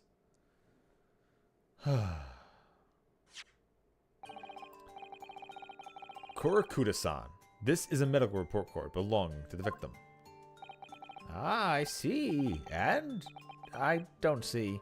What of it, boy? Comparing what is written on this report card with your witness statement. Something clearly doesn't add up. Dear me. Have you forgotten my words so soon, you amateur? Sorry, what? You are not to interrupt court proceedings with your amateurish drivel. But let's see if I can explain in words you might understand. It was after 2 p.m. in the afternoon when the victim was murdered at the restaurant. Whatever he may or may not have done before that time is completely irrelevant. Grr, but that's... Remember, Ryunosuke, you don't have to use clever language or fancy words. Just make your point. Your Excellency, I believe we're finished here. There is surely no need to prolong this trial further. The witness testimonies the court have heard have been clear and concise. The medical report card has no bearing on the matter at all, for the simple reason that there is no one else besides the pale-faced pupil who could possibly have perpetrated this crime. This medical report card has nothing to do with the case? Do you really believe that? What? That outburst half petrified me, boy. Of course I believe it. How could it possibly be relevant? Perhaps because Hara Clinic, which issued the report card, is a dental clinic. A dental clinic? Why is that supposed to mean something to me? Perhaps if I told you that the victim had just had a tooth extracted. What? This now? And furthermore, if I told you that as a result, the victim had been forbidden from eating. Just as what are you trying to say, cadet? He had orders not to eat, so what? It's all written up here. No food or drink other than water for 3 hours, post-procedure while anesthesia wears off. What? No, that can't. Korakuda-san. What, boy? What? As you just heard, when he was killed sometime shortly after 2 p.m., the victim couldn't have been eating anything at all. No. Additionally, there's more! You have assured the court with unwavering self-confidence that the victim was dining alone. But that cannot possibly be the case. Because the victim, as we now know, had just had one of the teeth extracted and was still experiencing the effects of the anesthetic. Ah! Expertly done, partner. Objection! What? What is this nonsense, you little upstart? These are baseless accusations. Just look at this photographic evidence. You can clearly see the plate of food at the victim's table. Objection! Use your head. That's the very discrepancy we're talking about. Or can't you follow the logic? How? How dare you? I think it's fair to say that the tables in this restaurant case have turned. Wouldn't you agree, Ryunosuke? Huh? Yes, most definitely. Oh, having just undergone some dental surgery, the victim wasn't able to eat? Which leaves one very crucial conundrum. Who, in fact, was eating the pictured beefsteak? The court will hear the opinion of the defense on this new puzzle. I assume you're ready, counsel? Counsel? Oh, yeah, that means me, doesn't it? Right. The answer to this question is going to be pivotal. This is the start of your turning this trial around. Show them what you're made of. Got it. So, the person eating the steak at the victim's table must have been...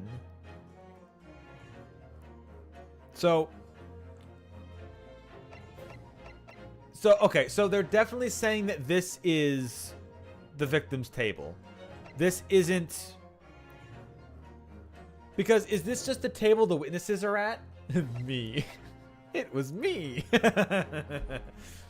Alright, so here's the part where I'm kind of confused on. The sergeant said he was eating a beefsteak. This is said steak in front of him. Is this the witness's table? Or is it the woman's? Because I don't think this is the woman who is eating this. I think this was the witness's. The sergeant was eating this steak, and the old man was sitting in the chair across from him. I think this is the correct one, but I could be wrong. But even if I'm wrong, I'll just have to like fast forward to the thing. I think it's the witnesses and not the unknown party.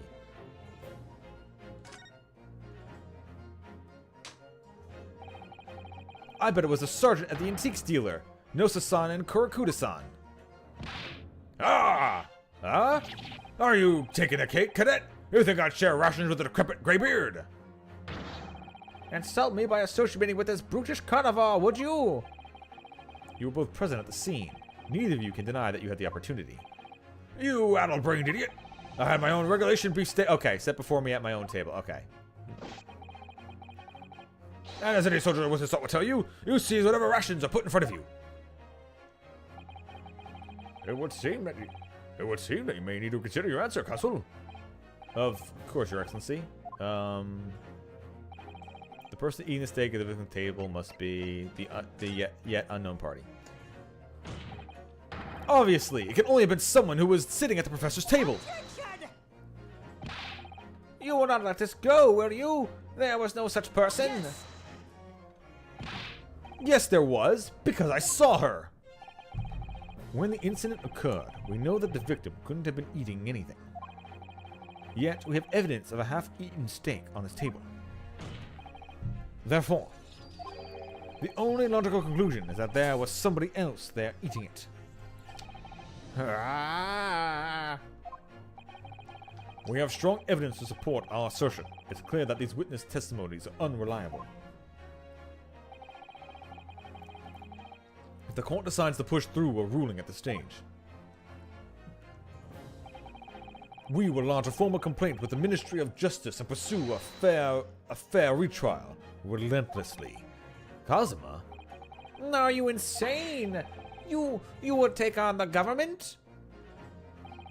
Don't worry, Counsel. I have no issue with you. What do you mean? I have issue with them. These two witnesses on the stand. Rah! What are you talking about? We have demonstrated with evidence that the victim was not alone. So, if now turns out the two of you are deliberately lied when giving your testimonies, obviously you will be charged with perjury.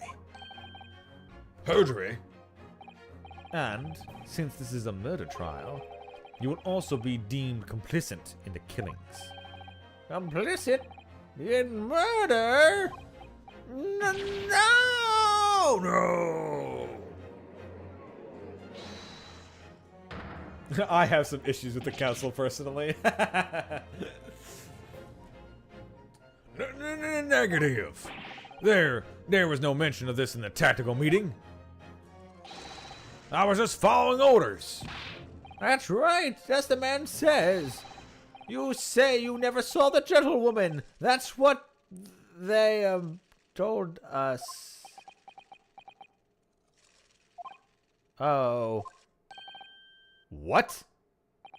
What did you just say? Karakuda-san?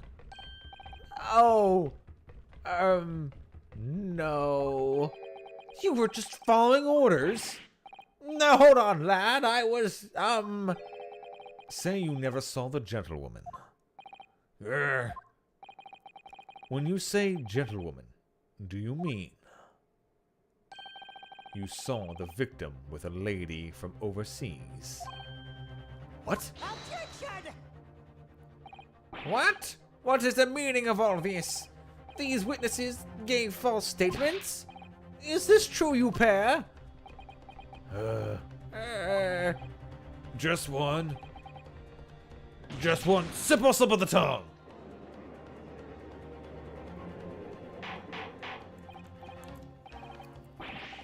Order! Order! Counsel, explain what's going on here.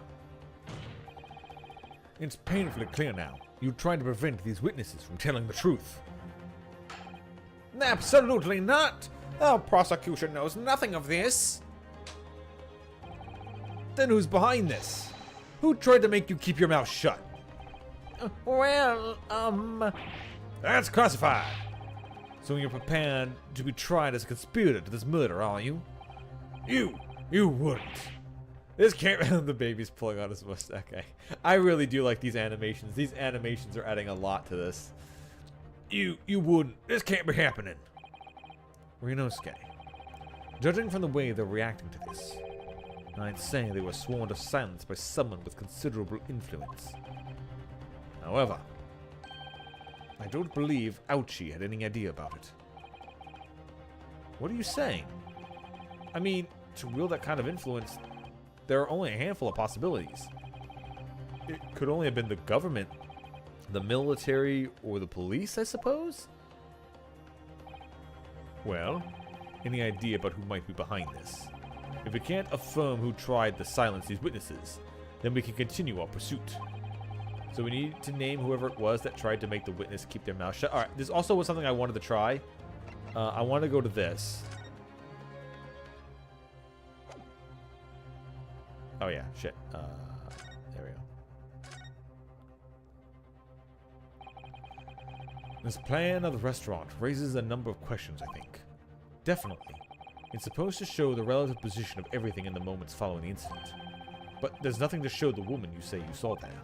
Exactly! And that's not all. Look here in the upper left, where it says kitchen. Oh yes, what of it? No one would use those complicated characters to write kitchen, especially not if they were in a hurry. You mean you don't remember those characters yourself, don't you? Sure, study harder, Ryunosuke.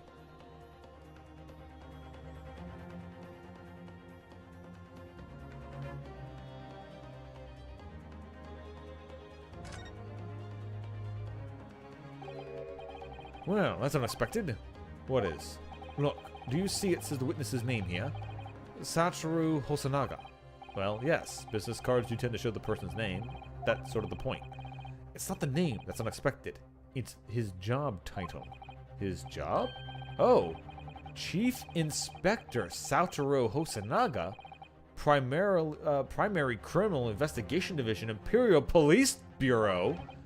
Inspector? What on earth? I have no idea. But let's face it, the police have a lot of power and influence, if they're wielding it somehow here. The waiter's business card information has been updated. Updated! Waiter's business card report! A sketch of the... Okay. There we go. I wanted to do that earlier and just didn't.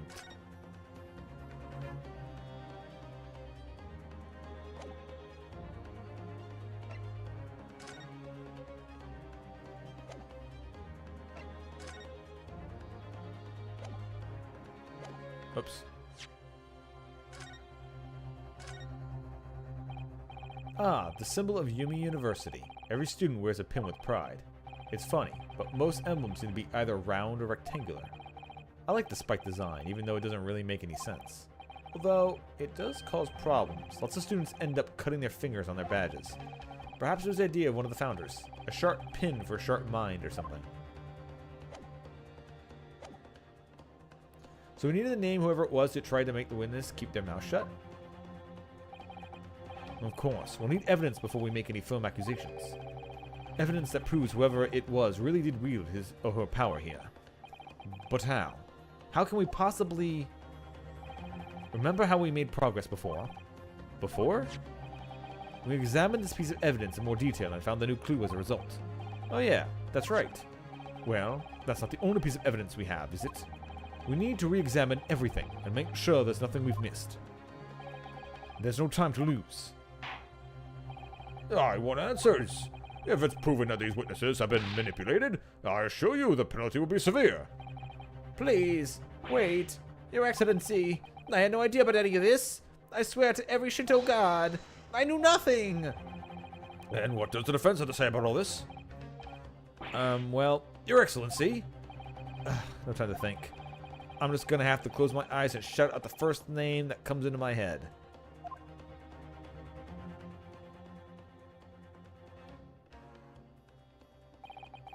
Besides the prosecution, the only person with the necessary influence to manipulate the witnesses is...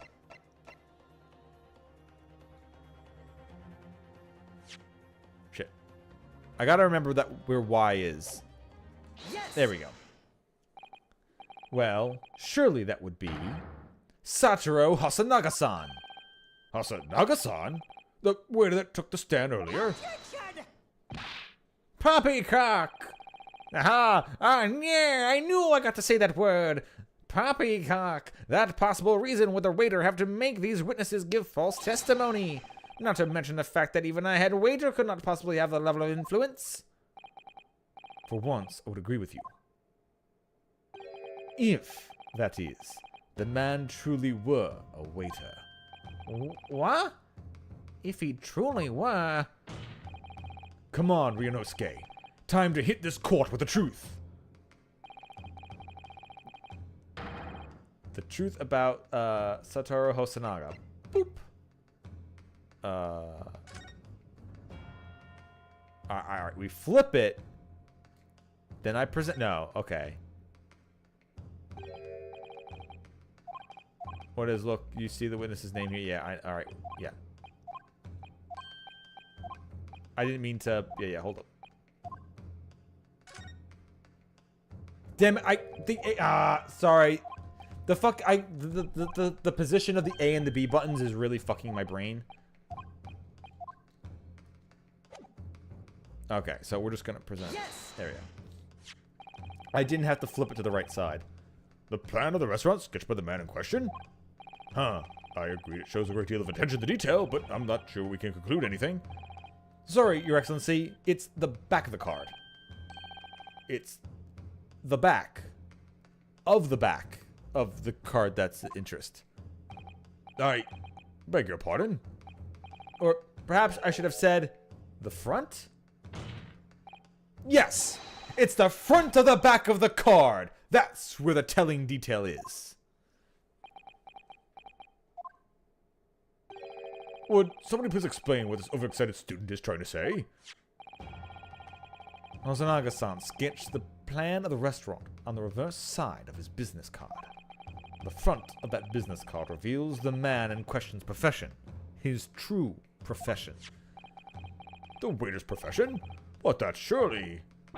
Good gracious! That's right, Your Excellency. The card reads, Chief Inspector, Primary Criminal Investigation Division, Imperial Police Bureau. What? The waiter is a police detective? I haven't heard any mention of this before. Why haven't I heard any mention of this before? The Imperial Police Bureau has immense power. Absolute power, as far as regular civilians are concerned. So, witnesses there in the stand. Was it in fact the waiter who gave you the orders? Was it he who told you not to mention that you'd seen foreign gentlewoman at the scene? Well...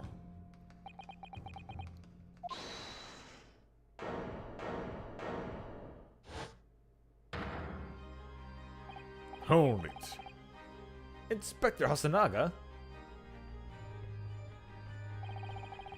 I was worried something like this may happen. The moment you asked me to submit my sketch as evidence, I realized it was a possibility. The court will take his plan and enter the court record as evidence. Oh, well... Is there a problem? Hand the plan over to the court officer at once. Of course. Here you are. Yes, I remember now. He did act strangely when the judge asked him to hand over the business card. I strive to carry out all investigations flawlessly. It's my guiding principle. But I let myself get distracted when I made that sketch. It was an unusually careless mistake. So, you mean to say you really are a detective? But why would a detective be working at a restaurant as a restaurant waiter? Ah, of course. Your salary must be that I was working undercover. Okay. I do like how they, every once in a while, do like a little bit of storytelling using the text speed, where it doesn't even give you time to read it out. He just interrupts with like, no, your salary must be shit. I was working undercover. Undercover? Yes, there have been a series of incidents at that restaurant recently. In order to investigate, I decided to get a job there as a waiter, working undercover. Incidents at the restaurant? What kind of incidents? That would be classified police information, which I am not at liberty to divulge. However, I can state categorically that they are unrelated to the case of homicide.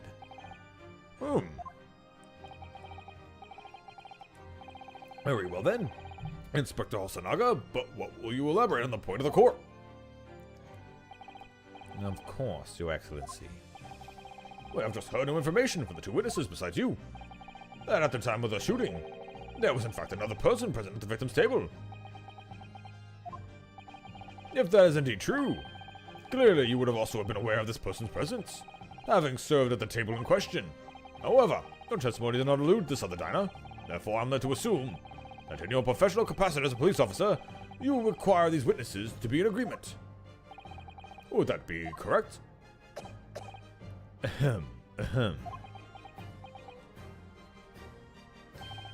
Correct, Your Excellency. Unbelievable. As I suspected.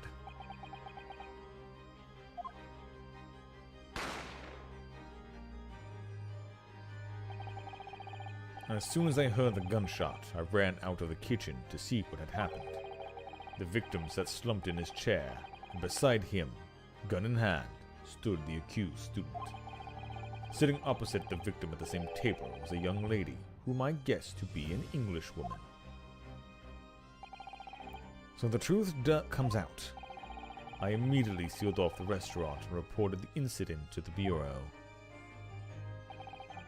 It was then that I received some special orders. Special orders? You mean to say... Remove the Englishwoman from the scene at once. It was made clear that the Englishwoman's presence at the restaurant was to be concealed. Those were my orders. But what if this Englishwoman was the killer? I think it would be in everyone's best interest to not pursue that idea. Huh? The Empire views the friendly terms of its relationship with Britain more highly than anything at the moment. An Englishman has been murdered on our soil. To name an Englishwoman as the primary suspect, well, without irrefutable evidence, that would be completely out of the question. So, that's the reason for the disappearance of the Phantom Woman in this case. But it's not right!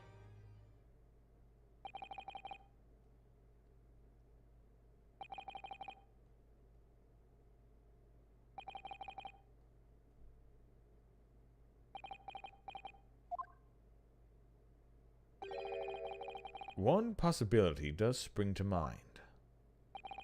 What do you mean, Kazuma? Yumi University is currently hosting a number of exchange students from Great Britain, and I'm fairly certain that one of them, studying in the medical faculty's research laboratory, is a young Englishwoman. What? You're a shrewd man. I can see why you're the chosen candidate for the overseas study tour. Huh? You mean... When I removed the woman from the scene of the crime, I thought it prudent to check her identity first. Then the courtroom demands you name the lady in question at once, Inspector! The Englishwoman is sitting at the university professor's table was a certain Miss Giselle Brett. She is indeed a foreign student studying in the research laboratory of the Yumi University's medical facility. What? What is happening here? I admit that under orders from the police bureau, I erased all evidence of this lady's presence at the scene, and ordered these witnesses to make no mention of her in their testimonies. It must now be up to your excellency to decide how to deal with the situation. Very well. My thoughts on the matter are as follows. Thus far, the case presented to the court has been underpinned by a particularly crucial premise. Namely, that the victim was dining alone. However, as we have now discovered that this premise is false. It would be a desecration of our justice system to ignore the truth and give a ruling at this point. But, Your Excellency, that would mean missing the noon deadline of a ruling in order to send the telegraphic report card to Great Britain. Our own government would surely be very displeased by such actions. Yourself, counsel. I will not allow the government of our country or any other to influence the proceedings of my courtroom. Aye. Inspector Hosonaga. Yes, sir. You will locate this Jezebel... You will locate this Jezebel Britt and escort her to the courtroom with the utmost urgency. At once, Your Excellency. But that means you'll be going against the special orders you were given from the police bureau. As I said before, it is my guiding principle to carry out all investigations flawlessly. So, it won't be a problem? Ahem, ahem, ahem, ahem. Nothing will get in my way.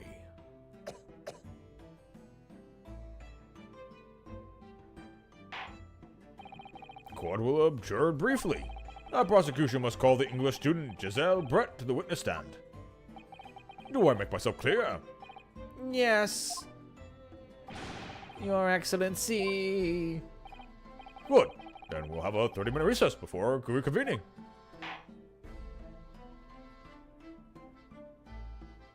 To be continued. Right now, because I'm not ending the case here. Save your current progress? Yes.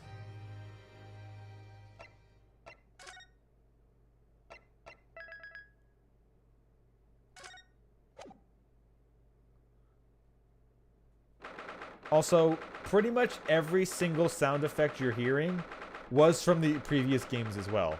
So they've definitely kept all the sound effects like on par with the DS games. It's like I don't remember the cases that well. I remember some of the memes and some of the stuff that happened in them because I've only saw it, never played it. But I definitely remember like some of these sound effects are just like burned into my skull.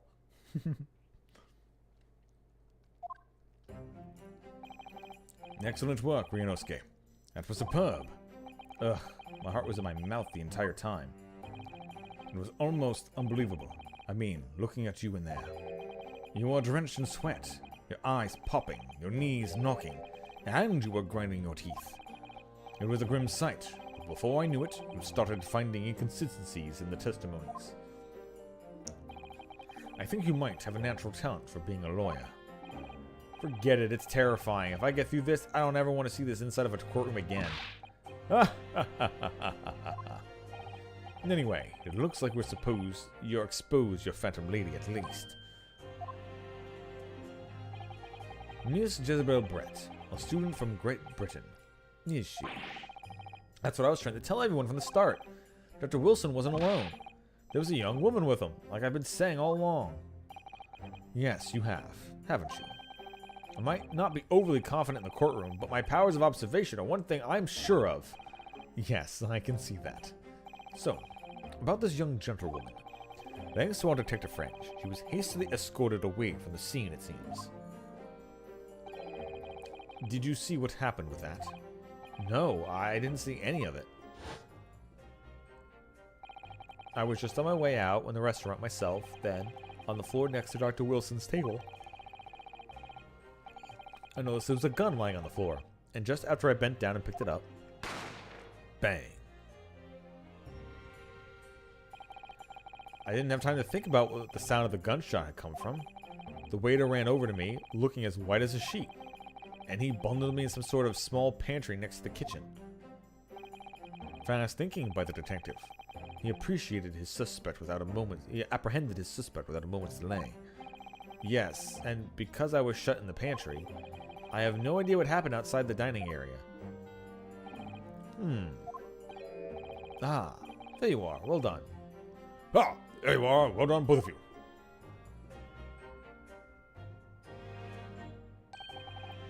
Professor Mikotoba. Well, it seems I was right. It was Spider-Man's fault. The pair of you make an outstanding team. You've exceeded my expectations, I have to say. Yes, it seems you planned this from the start. You arranged things so that I wouldn't be able to act as a lawyer in his trial. Our modern country is still in its infancy. Our justice system, even more so. Which is why we need to bring Spider-Man to justice. I firmly believe that we need to send our brightest young studies over stars to learn all they can. I wanted to avoid the situation that may have resulted in our study tour of Great Britain being cancelled. Well, it makes no difference.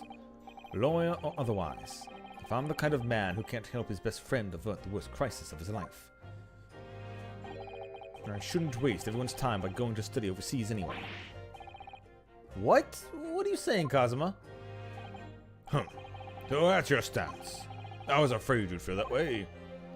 Kazuma. Well then, it looks like it all comes down to you, young man. To me? Yes, you need to prove your innocence and uncover that Spider-Man is the one who truly did it. I must say, I never much want to know the truth. After all, I have a professional connection to the case. Come to think of it, he said the same thing earlier this morning, didn't he? If you don't mind me asking, Professor, did you know the victim? Yes, I did. As you're probably aware, Dr. John H. Wilson was visiting Professor at Yumi, and it was I who invited him. Oh, I see. I didn't know that before. Anyway, You're about to go into battle. The victim was a university professor from Great Britain, and a well-known one at that. Naturally, our government was looking to identify and punish the culprit as quickly as possible. But let's not forget what we're up against. The gentlewoman whose involvement our police bureau went to extraordinary lengths to hide. Yes, and I'm sure the prosecution will be using every tool at their disposal to quash your case. I've no doubt that your pair will put up a good fight. Or fight to the last. Best of luck. Thank you. Now then. I need you to run an errand at the university at once. There's something I think we may need. Of course. Good luck, Kazuma-sama.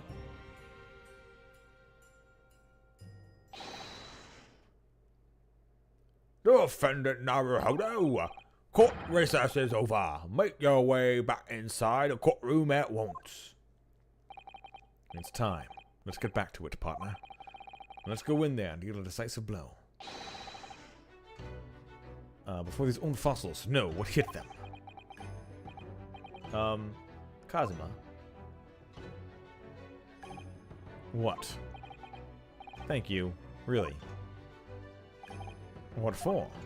Well, if you hadn't said you believed in me, then I'm fairly sure I'd already have been found guilty by now. Look, I have faith in you. As a lawyer, and as a friend. Coming from you, that means a lot. If I'm found guilty in this trial, he's really gonna give up on his dreams of studying abroad? That's the kind of true friend he is. So this isn't just my battle anymore. Whoever we're up against, we absolutely cannot afford to lose. I mean, honestly, if this was a regular trial, this entire thing would have been thrown out of court already. Like, they've already had, witnesses lying on the stand saying it was me. Like, at this point, it clearly wasn't me. Like, this whole thing should just be thrown the fuck out. I'm like, yeah, contempt of court the fuck out of this one. I ain't coming back. I'll save the thank yous for after the trial. You can treat me to one of those, sukiyaki meals I like from Yume Cafeteria on University Street. With an extra large portion, of course.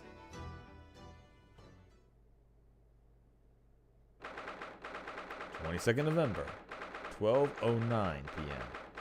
Supreme Court of Judicature. Courtroom.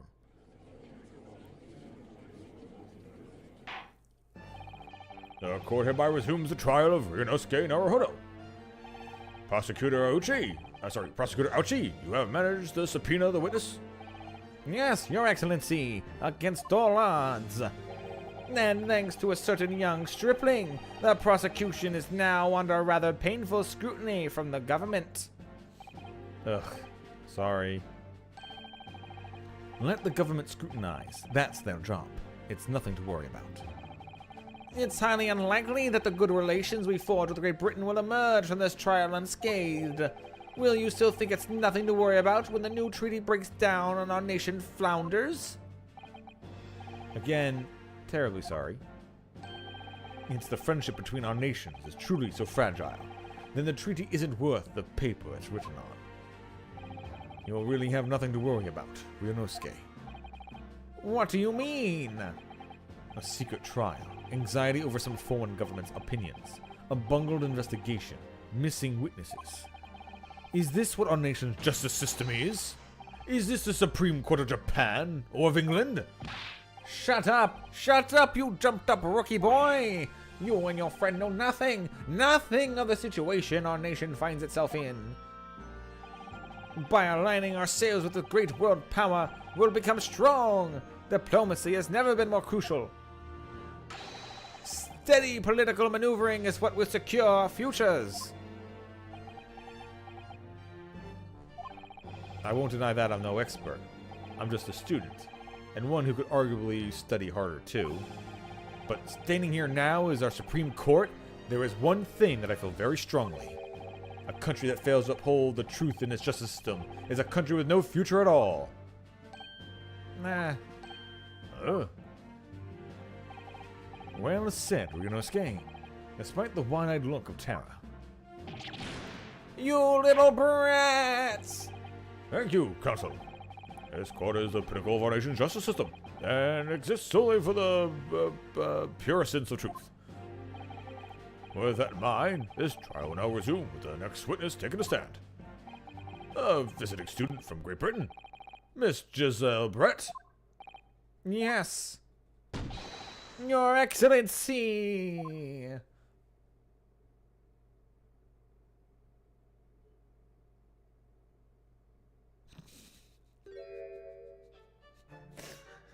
Ah, I see. When she reached into the glass fish bowl of random bullshit, she picked out Swan. Well, what a delight it is to welcome such a fine gentlewoman from Japan, and from such a distant land. Tea? Somebody bring English tea. In England, no discussions take place without tea. Is that true? No idea. So, ahem. Could we possibly trouble you to state your name and occupation for the court? Of course. My name is Satoru Hosonaga. I have been working undercover as the head waiter at La Carnival. Yes, we know about you already. Inspector Hosonaga, where are your manners? In England, it's always ladies first. Is that true? No idea. More importantly, a little earlier today, you said something to me. You said your powers of observation are the one thing you're sure of. Yeah, I think I did, didn't I? Yet your description of this amazing sight was simply a woman. Sorry, Ryunosuke, but powers of observation aside, your powers of description are sorely lacking. Guilty. So, dear lady, once again, if we may trouble you for your name and occupation, please.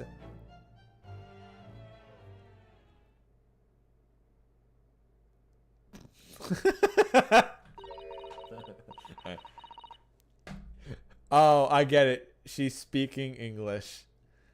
Oh, wait, sorry. Let me... Well, we're going to have some good scran, yeah? We're going to go play at the pitch. Going to have a cuppa with the lads. See? I can translate this. I'm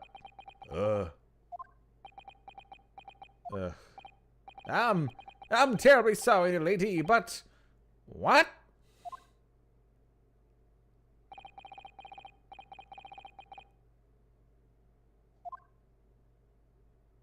Gibberish. More gibberish. The lady says her name is Giselle Brett. Or Gisela. Okay. Is that different than what they've been saying? Giselle Brett? Okay. She comes from London, England. She's a visiting research student, currently enrolled in Yumi University's medical facility. Oh my, what a rare treat to hear the dulcet tones of the delightful language of the British people. I'm afraid I don't understand a word you said, but it was as beautiful as a hummingbird's song. As far as I can tell, the detective is translating her words faithfully enough. Yeah, I agree. You're probably do fine in England, Kazuma. Their English doesn't rile you at all, does it? Nor you. You've clearly been paying attention in your English classes, Ryunosuke. The court thanks the beautiful lady for taking a stand. Now, if we may trouble you to confirm something, Miss Brett. 3 days ago... Also, she clearly understands... Wait, she clearly is understanding what they're asking her, right? And she's still answering? So she's bullshitting when she's not speaking the language. 3 days ago, at a restaurant called... Unless the detective translates more, I think she's lying. 3 days ago, at the restaurant called La Carnival, a grim murder took place. The court has been led to believe that you were dining with the victim, Dr. Wilson, at the time. Is that correct? Okay, he is translating again.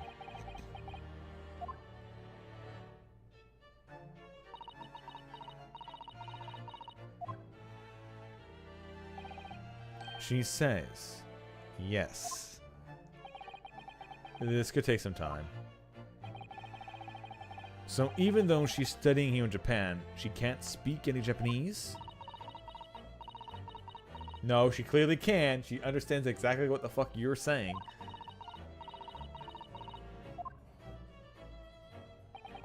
She'd like to apologize for disappearing from the scene. She says that she was due to make a presentation at the university, so she had to leave immediately. Interesting, when you're the one who engineered her escape. I was just following special orders from the Bureau. Well now, dear lady, would you be so kind as to cast your eyes over this photographic print? Seeing as you were so unfortunately present at the scene of the crime, could it be that your resplendent eyes caught sight of the wicked perpetrator, perhaps?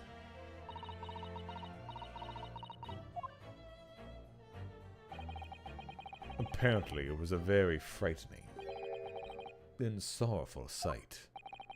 Do you mean to say?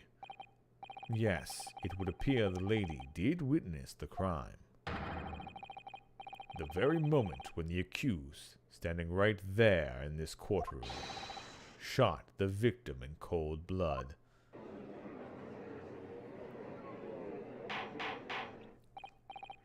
Order! Order in the court! Did you hear that, Your Excellency? There we have absolutely conclusive witness statement. Well, it looks like it's clear now. Clear who our real enemy is. Unfortunately, I will have to ask you for formally testify, if you please. Kindly to the court the exact nature of this frightening and sorrowful sight you described.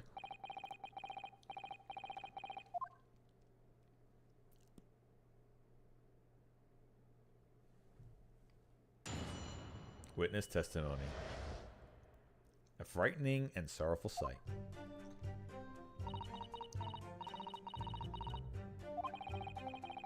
I had arranged to meet for a slightly late luncheon with Dr. Wilson that day. The professor was unable to eat, so I ordered for myself only a beef steak. After a while, the accused came over to greet the professor, and they got into a fierce argument. Then, not long afterwards, the accused took the professor's gun and shot him right before my eyes.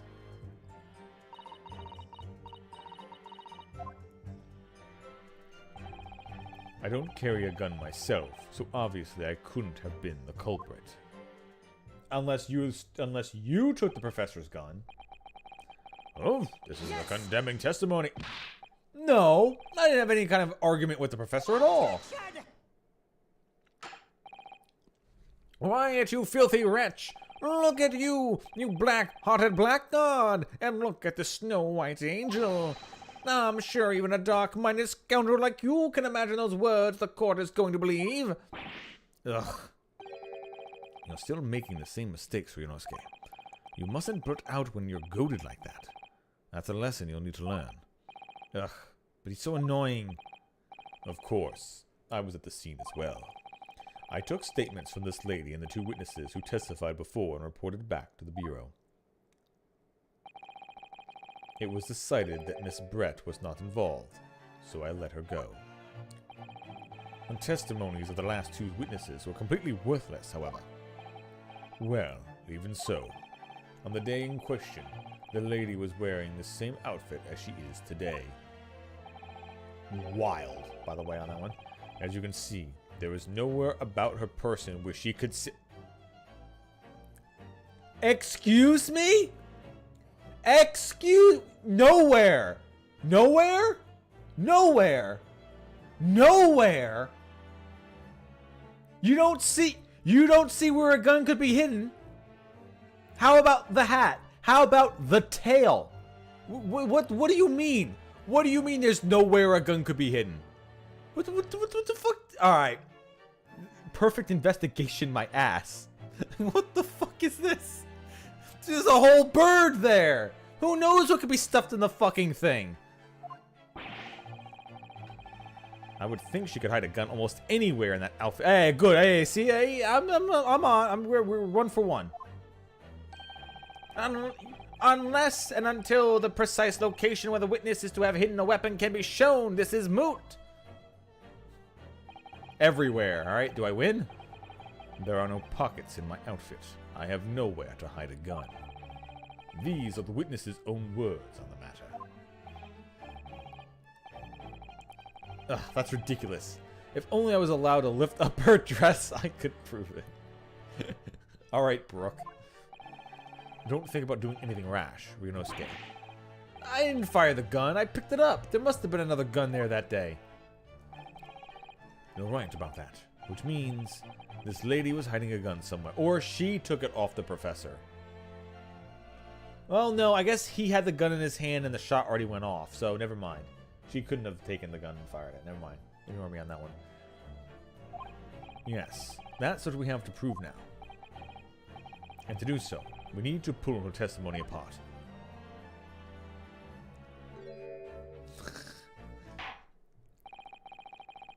The defense may now cross-examine the witness. Oh, yes, Your Excellency.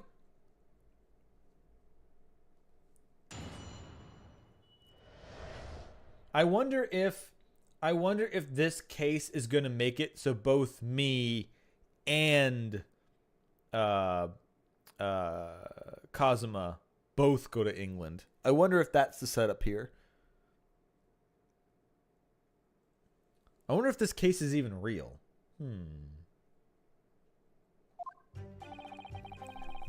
I had arranged to meet for a slightly late luncheon with Dr. Wilson that day. Oh wait, I forgot the press. The professor wasn't able to eat. Can I go back? No, I can't go back. I have to press that later. Shit. After a while, the accused came over to greet the professor, and they got into a fierce argument. Yes! I never got into an argument with the professor. All I did when I noticed him was go over and say hello. Please, don't get angry with me. No, I wasn't directing the retort at you. It's meant for the lady next to you. But anyway, as I said, I did not argue with the professor. I'm afraid your words are in vain. Sorry? Miss Brett does not appear to speak Japanese. No, of course not. Japanese is such a cumbersome language anyway. English is the future. Wait. Okay. Alright, dude, you're literally wearing and been like the thing you pulled out of the fucking hat was like what you call it? Like it was literal Japanese fucking like cosplay, right? Like you're fully wearing it. You got the top knot, you got the robes and everything on, and now he's like, no, actually, I just want this jailbait. Fuck it, I will throw everything away for it. English is the future. We must all supriku inagurushi. I wonder if the prosecution will feel that way forever, of only in the presence of a beautiful woman. How many cases are usually in the game? Okay, so normally the games go what? A prologue and 3 or 4 cases. But this game seems to have done the tutorial prologue case and have turned it into an actual full-blown case. Because normally it would have been done at that halfway mark. That would have been over. But now they've turned the tutorial into a full-blown case. So I really like this. It's nice that this case is longer. And they tend to get even longer after this. So that's why it's usually like 3 or 4 cases. So there's probably, what, 3 more after this? Maybe 4? I don't know. We'll find out. Well, that beautiful woman is telling blatant lies with a completely straight face. I have to find something that will unravel her testimony, no matter how seemingly insignificant it may be. Anyway, it seems that after the argument, the accused briefly returned to his own seat. That part ties in with what you said, doesn't it? Yes. I still had some coffee to drink. And the next time you got up after that was when I finished my coffee and stood up to leave. She still got that little smirk on her. Then not long afterwards, so he definitely understands what we're saying. Then not long afterwards, the accused took the professor's gun and shot him before my eyes. I don't carry a... Oh, shit. I gotta remember to start pressing these more. Well, I needed to go back and do it again anyway. I don't carry a gun myself, so obviously I couldn't have been the culprit. Yes! It's all very well saying that, but can you prove it? Absolutely. I verified it personally. You verified it? Yes. Immediately after the incident, I checked to make sure the lady was not carrying a weapon. I distinctly remember her saying, "I'm not." That's... Wait. When you say, "I'm not," are you saying she said, "I'm not" in Japanese? Or are you just translating what she said in English there with those words? It's kind of hard to tell since, you know, the gibberish script is supposed to be her speaking English, but he's the translator, so it's not like he's saying those words in English, and then, so we don't know. Or at least, I don't know. Are you carrying a physical search, Inspector? No. Why on earth not? An honorable English gentlewoman clearly stated that she did not possess a weapon. There was obviously no need for any further probing into the matter. Or there was no permission giving for any further probing into the matter, perhaps. Think what you will, but if you're going to contribute to this preposterous claim that refined lady was concealing a firearm, the prosecution demands that you support your assertion with facts. In other words, he wants evidence. Ugh.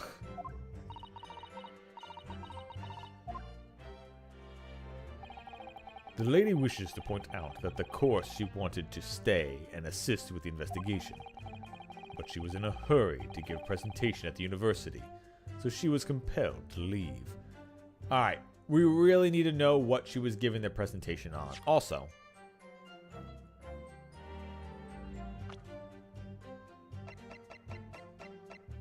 British exchange student who was studying on the Vietnam Yumi University Media School. Oh, 24. Okay, never mind.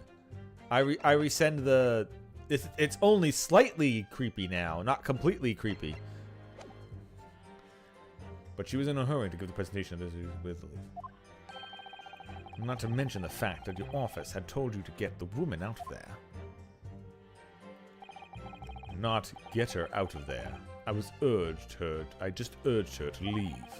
The lady would like to point out that she was in no way meant to run away from the scene of the crime. Which is why she only is too happy to cooperate and testify here in court today, of course. Unlike a certain student who refuses to admit when the game is up. You could at least have the courtesy to pay attention when I'm goading you. So she's maintaining that you got into an argument with the professor at the end of which you shot him, which is an out and out totally unfounded lie. Still, her statement is very compelling. After all, she's an elegant, refined, young, and beautiful gentlewoman from Great Britain. In stark contrast with you, dressed from head to toe in a dull black school uniform. Bro, she's a fucking swan. What do you mean? I'm dressed exactly the same way you are, except for the flapping and red ribbons.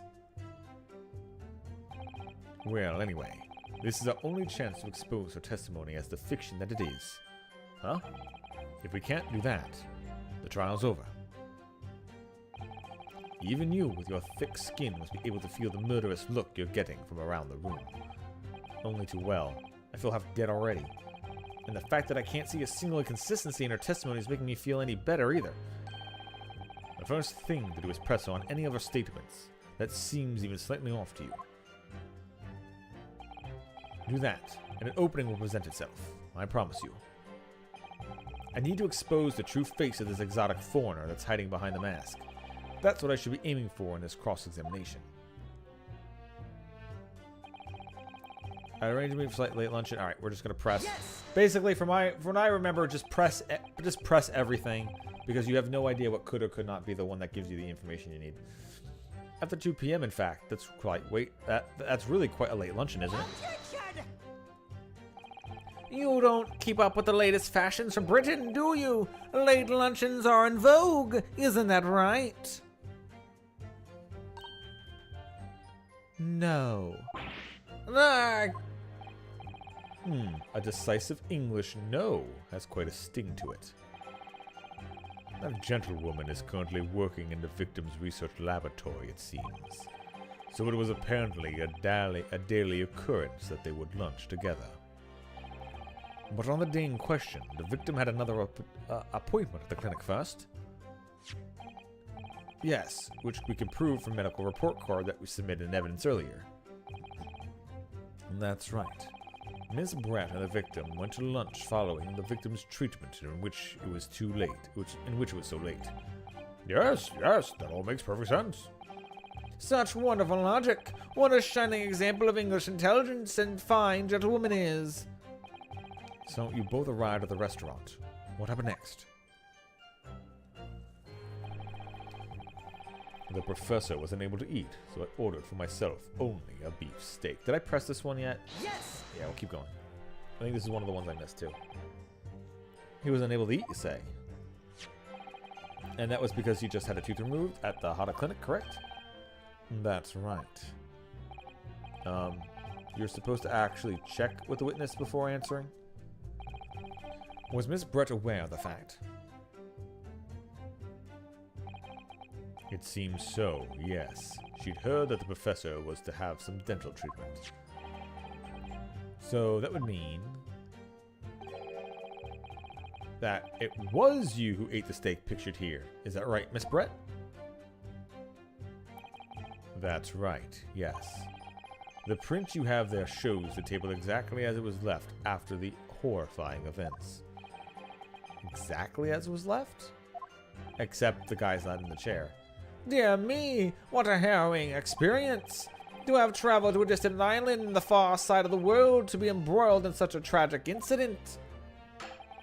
Have no fear, my dear lady. I swear I will crush the evil fiend that has subjected you to this terrible plight. So the victim, Dr. Wilson, had nothing to eat or drink at all? That's right. Other than some carbonated water. Just water? Yes. The professor was unable to eat, but he had been given permission to drink water. So it appears that the diners toasted their lunch with a glass of water each. Huh. Each raised glass of carbonated water. What do you think, Ryunosuke, about the witness's last statement? It's very meaningful. That last statement of yours, Miss Brett, has a profound bearing on this case. Well, well, how fascinating. Do tell us. What is this profound bearing,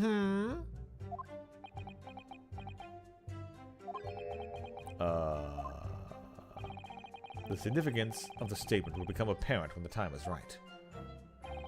The defense calls for the witness's last statement to be formally added to the testimony. Humph. Well, sidestep, counsel. Very well, Miss Brett. Kindly repeat what you just said to be added to your official testimony. Gladly, she said.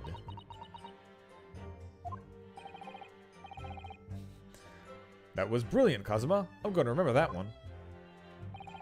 Which one? The significance will become apparent when the time is right. I could really use that phrase. And I'd hope there are some more useful tips that you're picking up from this experience than that, Ryunosuke. Or BC said the professor, and I said cheers over a glass of carbonated water.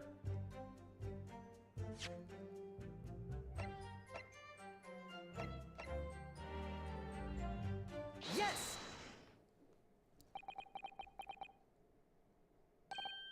That's it!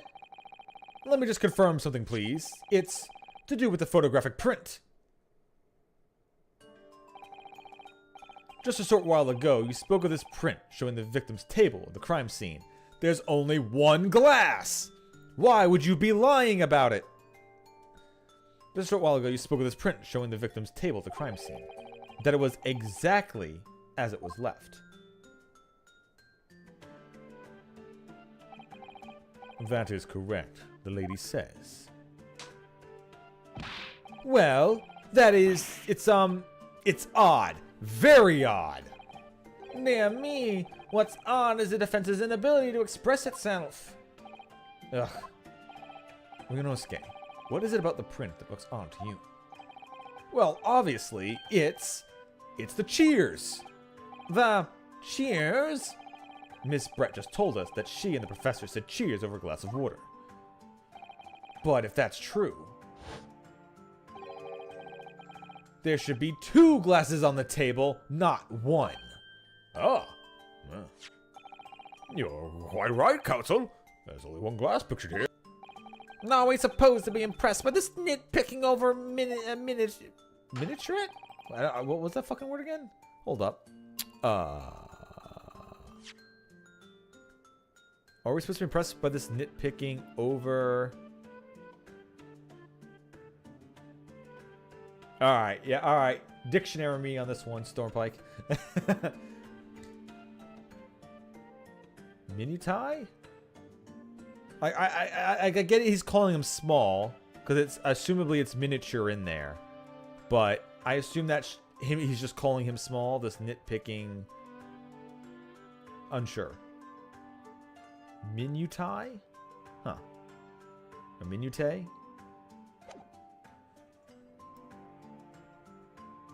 What possible difference does the presence of absence of a glass make of the case? Objection!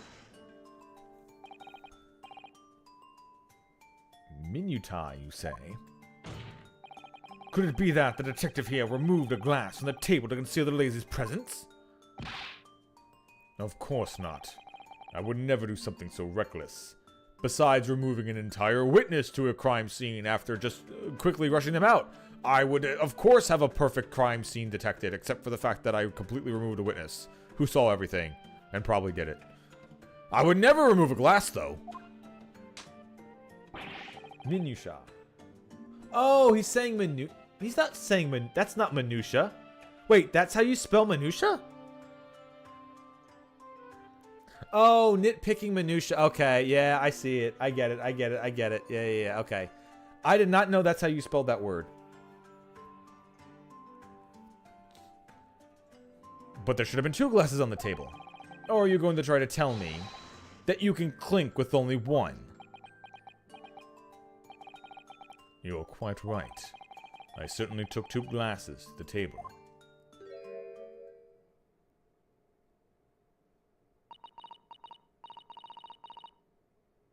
Oi, bruv, let me tell you how it happened, alright? Yeah? Inspector, what did the lady say?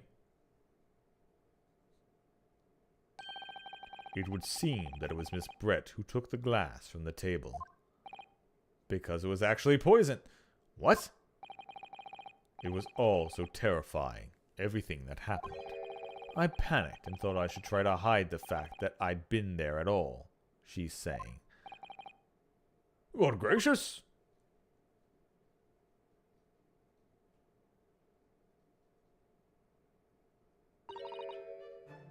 Sorry.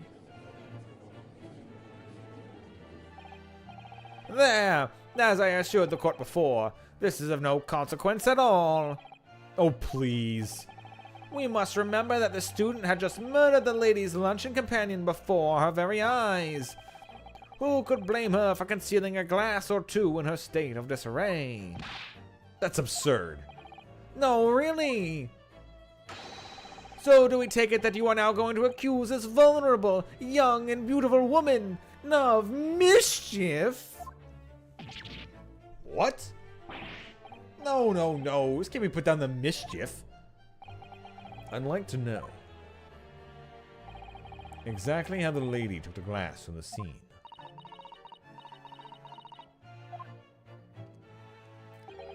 It would seem that she slipped into a small handbag she was carrying. A handbag, you say? Yes, Your Excellency. A small handheld pouch commonly carried by well-to-do women in England. So the beautiful lady has very graciously explained how and why she removed the glass from the scene now. However, the fact remains that this glass has absolutely no bearing on the case. This student had been trying to confuse the court with logical reasoning, but in the end it comes to nothing. No more pretentious accusations. You have wasted enough time already. Indeed, that lady has offered a satisfactory explanation as to why she removed this glass. No, she hasn't. I think henceforth we can consider the matter to have no bearing on the case. Counsel for the defense, are you in agreement? Well, I don't know, really. If you want to pursue the matter further, you're going to need to show that it has some deeper significance. Yes, you're right. So, she took the glass away in her handbag. So there's a deeper significance. There is the handbag. Wait. The lady put the glass in her handbag, you say? Yes, do try to keep up. It's already been explained in the court that all English gentlewomen carry handbags for small items. Let me see. A little while ago, Miss Brett stated the following. There are no pockets in my outfit. I have nowhere to hide a gun. But what she forgot to mention was her handbag, in which it would be perfectly possible to conceal a gun. You're right. Well done, partner. I had a feeling you'd pick up on that too. What are you insinuating, you vile blackguard? It's really very simple. The gunshot was heard when the defendant picked up the gun from the restaurant floor. As he didn't fire that gun, we can deduce there must have been another firearm at the scene. The true murder weapon, if you will. You can't seriously be suggesting... Inspector Hasanaga! Yes? Did you or did you not search Miss Jezebel's Brett's handbag on the day of the murder? No, sir. I did not. As I thought. In other words, another gun. The one that was actually used to kill the professor. Could have been hidden in Miss Brett's handbag. No!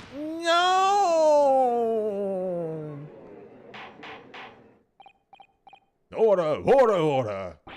What is the meaning of this, Inspector? The meaning of what, Prosecutor Ouchie? Why on earth did you not have the lady open her handbag and show you the contents at the time? Thanks to your bungling incompetence, now she has to endure these uncomfortable accusations. Like those bumbling boobs I hire to chase down that venerable He-Man. Brilliant work, partner. Now we have a chance to expose the real woman behind the mask. Do you think so, Kazuma?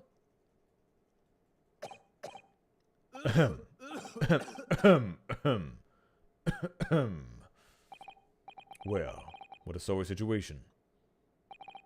Clearly you have no faith in the police.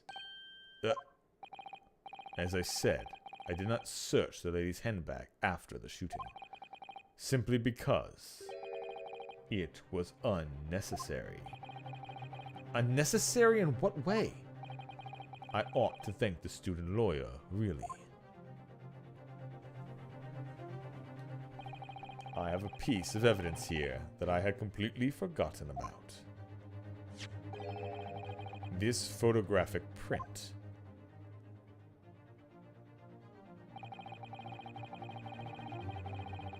The print is of a photograph that I thought would be prudent to take immediately after. Okay, so she put the glass in the handbag that was sitting behind the dead guy. Also, there's a bull tattoo on his wrist. But we also picked up the gun from behind the professor. Or is this just where he put the bag on the chair? Because the professor... Alright, so the professor is already not sitting in the chair he's supposed to be sitting in. Because they put him next to the meal. The professor should have been sitting on the opposite side of the meal. So all this shit's just been moved the fuck around. The print is of a photograph that I thought would be prudent to take immediately after the shooting. As you can see, it clearly shows Miss Brett's handbag. Well, I never! You could see right through to what's inside. That's right. Apparently, meshwork bags like these are the height of fashion in London at the moment. So the contents are clearly visible. Exactly. So there was no need to search the lady's handbag. If there had been a gun inside, it would have been immediately obvious. As you can see, there's nothing to imply Miss Brett's guilt here.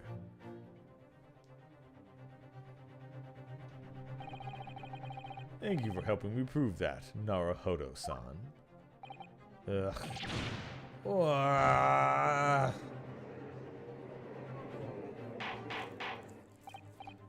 Order, order! Inspector Osanaga, will you submit that print as evidence at once? Certainly, Your Excellency. The photograph of the handbag has been entered into the court record. I think you've had enough of this cross-examination to witness, counsel. Hey, hold up.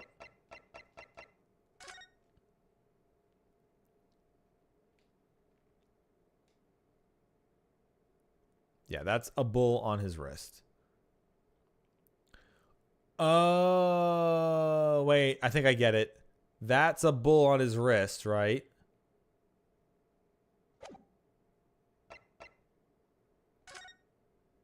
That's the bull on the steak container.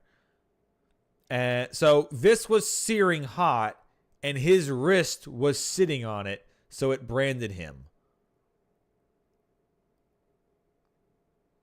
Which means that he was sitting in front of a steak. So, okay. So there was a glass here that she cheersed with him. He drank it, died from poison. Then she moved him here and pretended this was his seat, but that was actually her seat, and this was his, so she took the poisoned glass. Okay. Okay, I got it. We got it. We just have to, go through the game and get it. I think you've had long enough to cross-examine the witness, counsel. The court has now been shown in considerable evidence. As the photographic print here submitted to the court records appears to have no further significant evidence. I'm satisfied that there is no longer any doubt in this matter, and I must make my ruling. Indeed, and there's only one logical conclusion. That the pathetic rookie slumped over the bench before us is the only possible perpetrator of this crime. No. Just when I thought I was about beginning to turn things around, I'm in a worse situation than I was at the start. Kazuma? I'm sorry, Ryunosuke. Now, with the cross-examination of the witnesses over, there's no way to force the trial to continue. What? You mean that's it? This? I must say, you put up quite a fight for a rookie student. But the weak are meat, while the strong eat. You are wasting your time. There is no way to defeat true justice. The fact you can chew on your own heart's content from the inside of your cell. This can't be happening. Am I really going to be found guilty of a crime I didn't commit? And Kazuma, his dream of going to study in Great Britain will slip through his fingers. Kazuma, what? Is there really no chance of turning this trial around? You heard the judge. There's nothing about the last photograph the detective produced that we can contest. Which means there's no basis on which we can argue for the trial to continue. Very well. I'll now proceed immediately to the ruling. I'm inspecting it harder. Inspecting harder. Alright, there's going to be something that pops up since I can't actually inspect this. And there's nothing else that's new unless I'm actually supposed to look at this even more.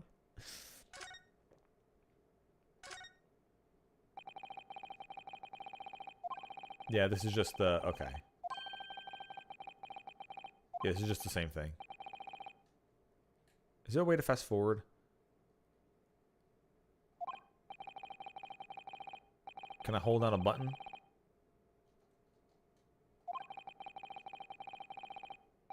No, there's no fast forward as I can see. Oh, I can turn it to auto if I wanted to, but even that's not that fast. Okay, never mind. All right, that sucks. It would be nice to be able to just fast forward through this. No, fuck! And then that's not. The freaking swapping of the A and B button is still getting me. All right, close it down. All right, I guess we're just gonna have to wait till the game lets me do something. Very well. I'll now proceed immediately to the ruling. It seems we will be able to report to the British government on time, after all. That smug little. Ryunosuke Naruhodo, having oh, the professor's gonna show up. Having considered all the...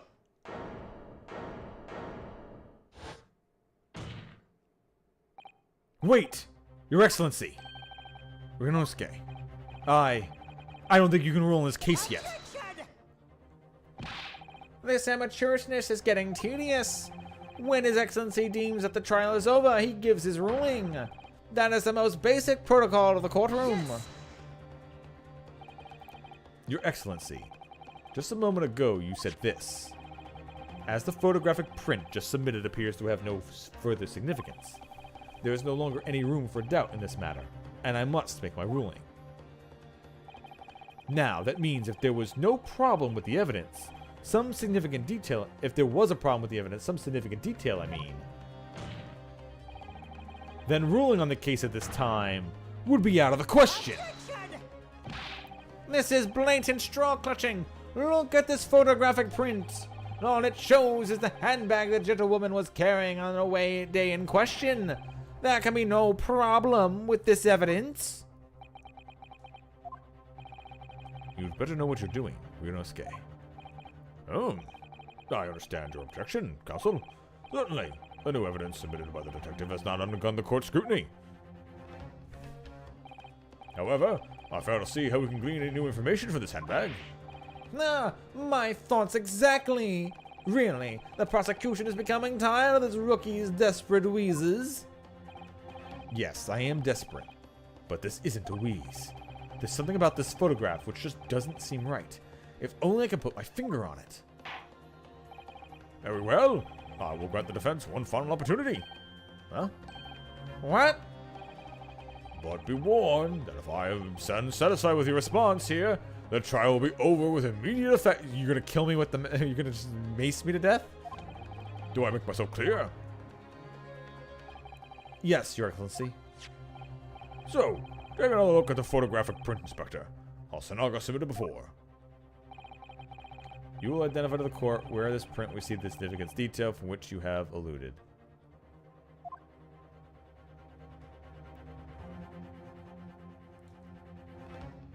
Yes! Look at this, here. There's a very unusual mark on the victim's wrist. That is true. It looks almost like a burn of some description. Objection!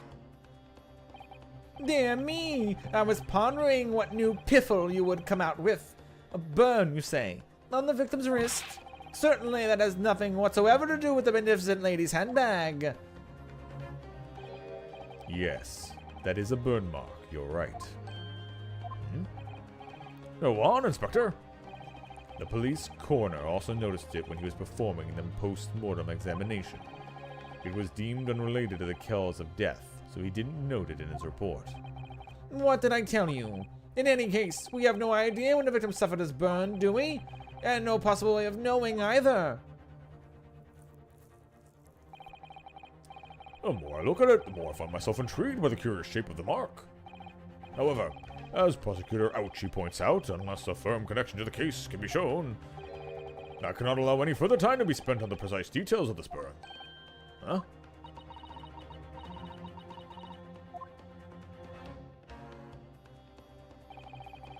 Excuse me, Your Excellency. It would seem Miss Brett has a lunch appointment with the Dean and the other university staff. She would like to know if she may be excused from the stand now. No, of course, dear lady. We shouldn't hold you up any longer. I'm quite sure His Excellency is about to give his final ruling anyway. What's your thinking on this, Ryunosuke? Do you believe this burn does have something to do with the case? To be honest, I'm not really sure. But if I don't keep pushing, then it's all over. So I was thinking I should keep digging and digging, and in the hope that I might uncover something useful. Yes, you're right. I am? If we can just link that burn to the case, if we can do that, we might be able to prise the shutting door back open again.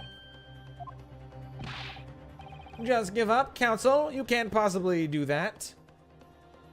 Indeed, I'm afraid that without evidence, I am able to pursue what is little more than a conjecture. But if we had evidence that irrefutably linked the burn on the victim's wrist to the case, then you would allow it? I would, yes. To tell the truth, I hadn't noticed that burn, but as soon as you pointed it out, what I did notice was the color draining from Miss Brett's face. Really? I have to find some link between that burn and the case.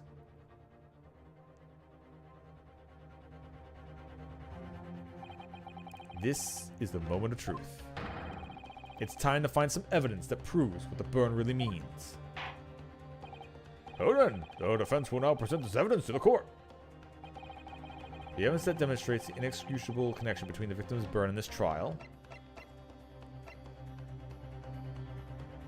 Yes! What's this, Counsel? Yet another print? Yes, Your Excellency. I believe photographic prints are an amazing invention. When we humans look at a scene, we miss things.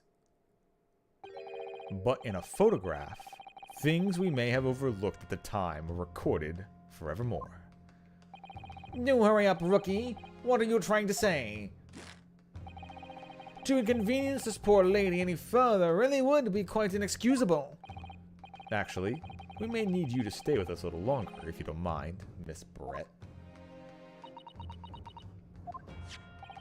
You see, it's very clearly visible on the other photograph. How did the victim come to have that unusual shaped burn on his wrist? The reason is recorded here forevermore. What? How? Objection! You can't fool me with your little bluffs, boy. If that's your game, then let's see how it plays out. Show the court exactly what you mean. What is it in the photograph that explains the reason for the victim's burn?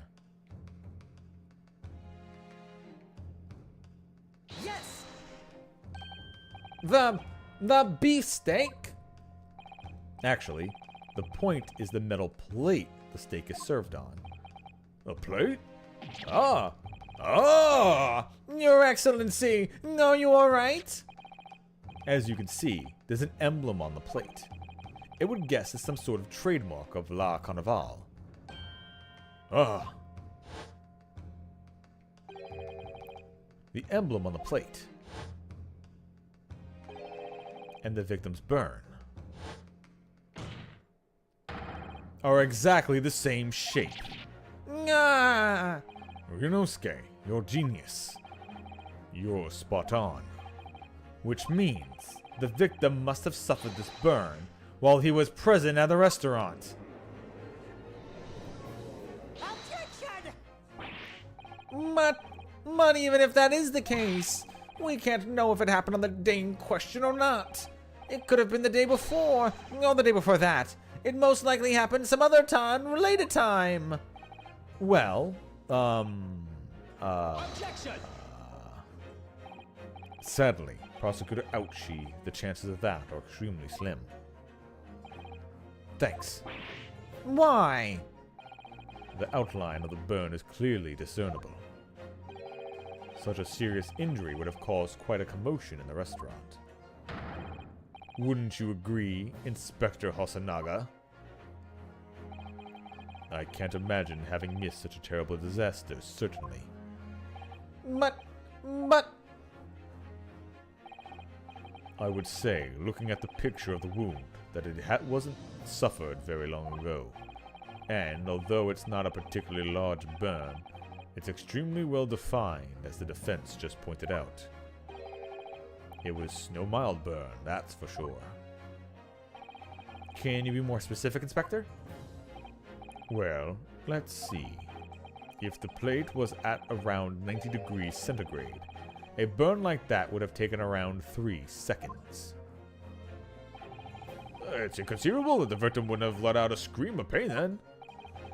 I have been investigating at the restaurant for several weeks already, but I've not heard anyone scream at all. As the head waiter of La Carnival, I can testify to that without hesitation. But you're a detective. You're not a waiter. Yes! There you have it. Something isn't right here. As the detective said, anyone who burnt themselves on a piping hot plate for 3 whole seconds would scream in pain. There's no question of that. And yet, the Inspector Hosonaga never heard the professor scream. Not on that day, or any day before it. That's right. And the strange thing is, on the day he was shot, I didn't hear him cry out. Oh, and on that day he was shot, I didn't hear him cry out either. What are you suggesting? Well, if the professor had carelessly laid his wrist on the plate for anything like 3 seconds that day, that would be beyond careless, I think, Counsel. Then the rest of us in the restaurant, myself, the sergeant, and the old antiques dealer, all of us would have, without any question, have heard him scream. Wouldn't you agree, Professor Ouchie? Or Prosecutor Ouchie? Yes, I suppose. So the question is, why didn't a single person hear Dr. Wilson scream? I almost don't believe it. Rinosuke, do you think he was already dead? Can it really be true? I never dreamt we'd arrive at a conclusion like this, but I'm starting to think that may be. We've been led into a terrible trap.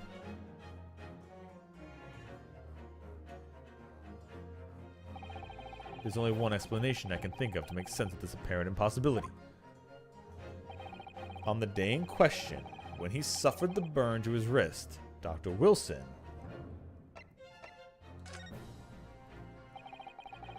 no man could remain silent while his wrist was burning on a piping hot plate for 3 whole seconds. That's clearly impossible. Apart from in one particular situation. Counsel, what are you suggesting? Yes, it's only possible if the man was already dead. Already? Dead? Ugh. Knowing what we know now, it's the only possible explanation. When the beefsteak was brought to Dr. Wilson's table that day, the professor was already dead. That's madness! Order, please. Counsel, explain this absurd notion at once. A victim was killed by a gunshot. That's right. That's absolutely right, Your Excellency. This is just another ridiculous ploy by the rookie student, but clearly he has no grasp on the facts. That would be true, except I'm about to have an updated autopsy report. I guarantee you. No, Professor Ouchie. It is you who has no grasp of the facts. Prosecutor Ouchie. I don't want to keep saying professor. I beg your pardon? As soon as it became apparent that the victim had suffered the burn while at the restaurant, this whole case has turned upside down. Or have you not grasped that yet? Your Excellency, the court must hear from this witness again. If it's true, as we now believe, that the victim was already dead before the gunshot was heard, it's highly likely that Miss Brett knows something about it. Incredible. I certainly didn't anticipate this twist of events. I'm sorry to say, Miss Brett, that you will have to forget your luncheon engagement. But Your Excellency... Justice system is in our country may be in its infancy, but rest assured, all reasonable doubt must be dispelled before I prepare to pass judgment. Thank you, Your Excellency.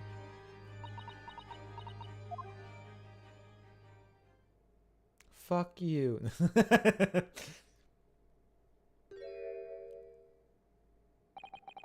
What was that smile? Yes, of course. I mean, I'd be delighted to help. Especially if it helps relations between my country and yours. Miss Brett, you speak Japanese?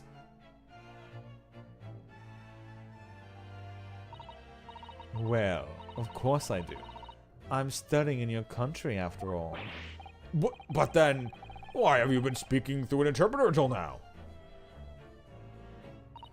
My mother tongue, the Queen's English, is the most refined and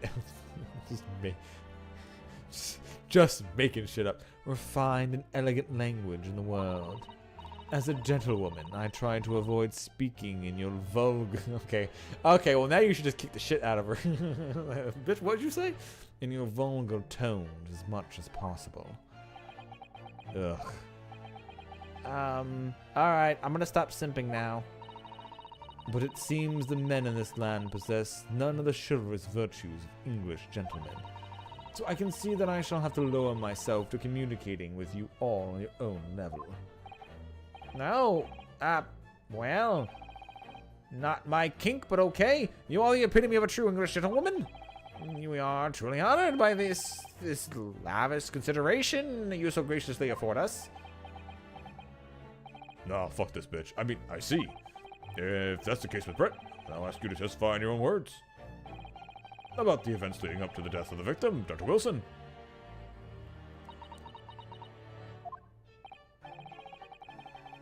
So, we're finally going to hear her own word on the matter.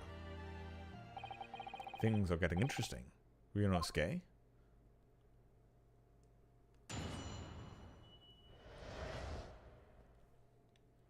The victim's death. Unfortunately, I have no idea when the poor man burnt his wrist like that. When the waiter brought my steak, the professor and I raised our glasses in a toast. As far as I've heard, the post-mortem report showed no other possible cause of death besides the gunshot. If there's some other way a man's life can be taken without leaving a trace, please do show me. But of course, this country's inferior investigative techniques probably wouldn't pick up on it right anyway.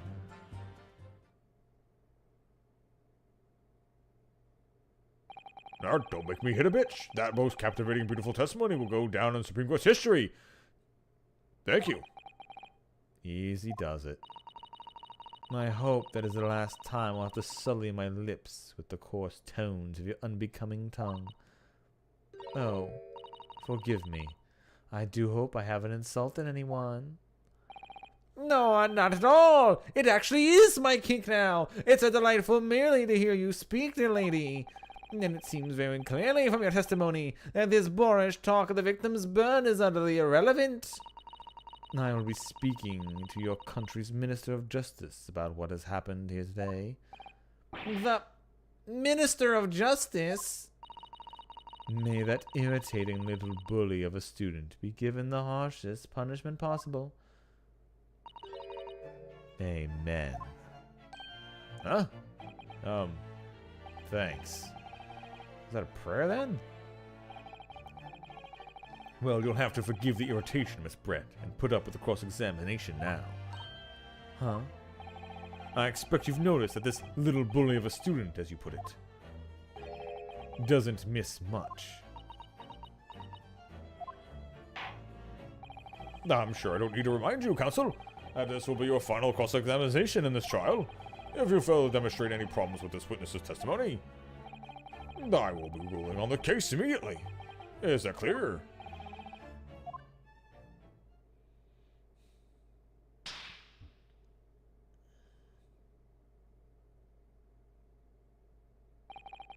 Yes, Your Excellency. Then you may proceed with the cross-examination.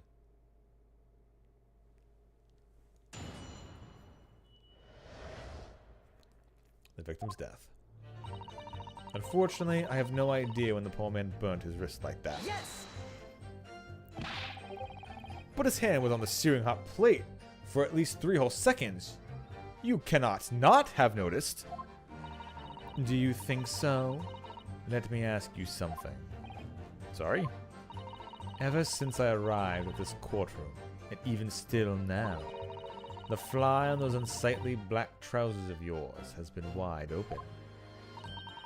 You can't not have noticed, can you? Huh? Oh, what? Ah! What fun! You hadn't realized. The dear lady is absolutely right. As your friend, you've embarrassed me as well as yourself, Ryunosuke. Why didn't you tell me? Dr. Willison was a true English gentleman. He chose honorable silence over a vulgar scream. Can your tiny brains imagine such a thing? No, yes, I think my tiny brain can. Yes! Yes, I agree, your brain is tiny. Well, I can't. Anyway. When the waiter brought my steak, the professor and I raised our glasses in a toast. Yes! As you testified before, you were drinking carbonated water, is that right? Dr. Wilson was only permitted to drink water at the time, if you remember. Which explains why he ordered that drink. Correct, waiter? Exactly as you say, sir. Although, it was her that ordered the drink. Although... Whether or not the professor actually drank any of the water when I delivered the steak to the table. I'm afraid I don't remember that. Oh. Damn you. Ah, I have enough English to understand that at least. For the benefit of the others in the court, it means bless you. I think it means the exact opposite. Anyway... As far as I've heard, the post-mortem report showed no other possible cause of death besides the gunshot. How have you seen it? I've never shown it here in the court yet. Yes, it's written here in the paperwork. Fatal hemorrhage from ballistic trauma. Yes. Luckily for all of us, it's a little burn on the wrist isn't going to kill us. As there were no other signs of trauma on the victim's body to indicate some other cause of death. It can only have been the bullet from your gun that put an end to the innocent man's life. But it doesn't make sense. The burn must have happened straight away, when the plate was first brought to the table by the waiter. Yes, that's true. If it had cooled even slightly, it wouldn't have been able to make a burn like that. And if the victim, and once again, he didn't eat it. She was eating it. How did he burn himself on her plate? If the victim's burnt his wrist on the hot plate as soon as it was brought out from the kitchen. Also, the burn is on his right wrist. Right? He's sitting in the chair, so that hand that's showing is his right wrist. Which means if he was pointing at the table, it would be on his right wrist. If he leaned over to her side of the table, it would have been on his left wrist. So it must have been him in front of the thing he wasn't eating. And if the victim's burnt his wrist on the hot plate as soon as it was brought out from the kitchen, then he must have already been dead at that point. And yet, the fact is the victim was killed by a gunshot to the chest. Until you're able to show the court evidence to disprove that, this is a complete waste of time. I concur. Prosecutor Ouchie is right.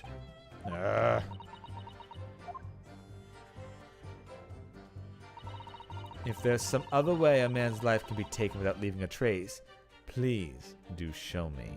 Yes! Without leaving a trace?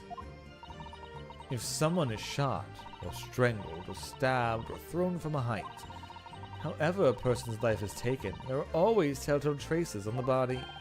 Quite right, dear lady.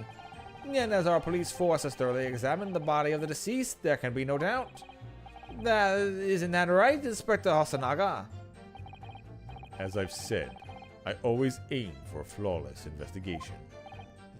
Huh. Those would be physical traces with all those causes of death, that's true. But maybe there's some other way of killing someone that doesn't leave a mark.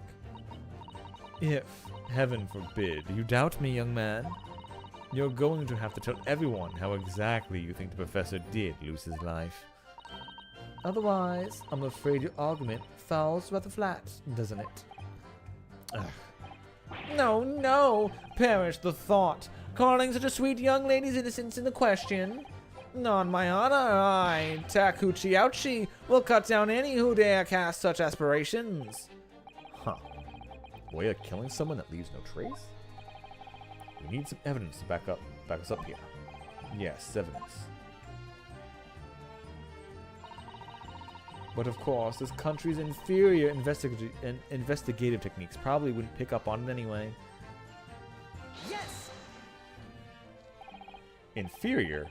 What do you mean by that? In the lands of the Great British Empire, the police store everything found at a crime scene for later examination. But in this country, you investigate once, and that's the end of it. Isn't that so? Quite right. La Caravana is open for business as usual today, just days after the incident. Exactly. Which means that even if the investigation takes a different direction, vital evidence may be lost. How do I interact with that?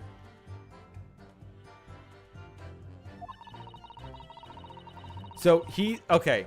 So I assume that's just going to show that he's thinking of something. I mean that could definitely be it. The moment she gets caught, she becomes super angry, and it is like the vicious face gets shown. Yeah, I can see that. I'm trying to be as tactful about this as I can. You understand?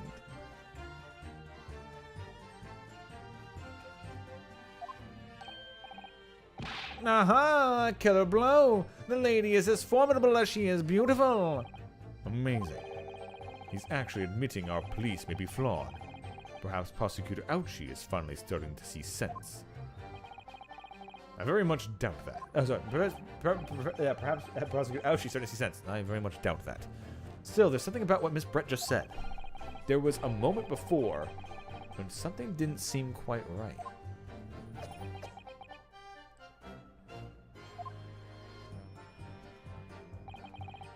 What do you think, Ryunosuke? What do you think, Ryunosuke? I think it's going terribly. No matter how much I press her, I'm not turning up any new information. Yes, as I suspected. She's a tough witness. We need to find a way to break her testimony. Cross-examination will be over. But that would mean I have to find a way. There must be some clue somewhere to help us find a chink in her armor. Kazuma. Watch, Ryunosuke. There is one thing I noticed. Something that's been bothering me. There's no breeze in here. How does your headband keep doing that? Bothering you? You mean about Miss Brett? Actually, no. About the person standing next to her. Inspector Hasanaga. The detective? Yes. He seemed to react a little strangely to Miss Brett's last statement. I was wondering if it might be significant. If it might present an opening, maybe. Alright. I have an idea. Try pressing her on that last statement one more time. If you think so, but this time, instead of targeting the woman herself, let's see what we can get out of the detective. Alright then, I wonder what Kazuma's thinking. I'll find out soon enough, I suppose. Once I press Miss Brett on her last statement again. Unfortunately, I have no idea when the poor man burnt his wrist like that. No, we're starting at the beginning again. When the waiter brought the steak, the professor, as far as I've heard, the post-mortem report showed no other possible cause of death besides a gunshot. If there's some other way to kill a man like can be taken without leaving a trace, please you show me. But of course, this country inferior investigated. Yeah, here we go. Yes! Inferior? Inferior? What do you mean by that? In the lands of the Great British Empire, the police store everything they found on the crime scene, but in this country they investigated. Isn't that so? Quite right. La Caravana's open to business, and we're just repeating the same dialogue again. Okay, now.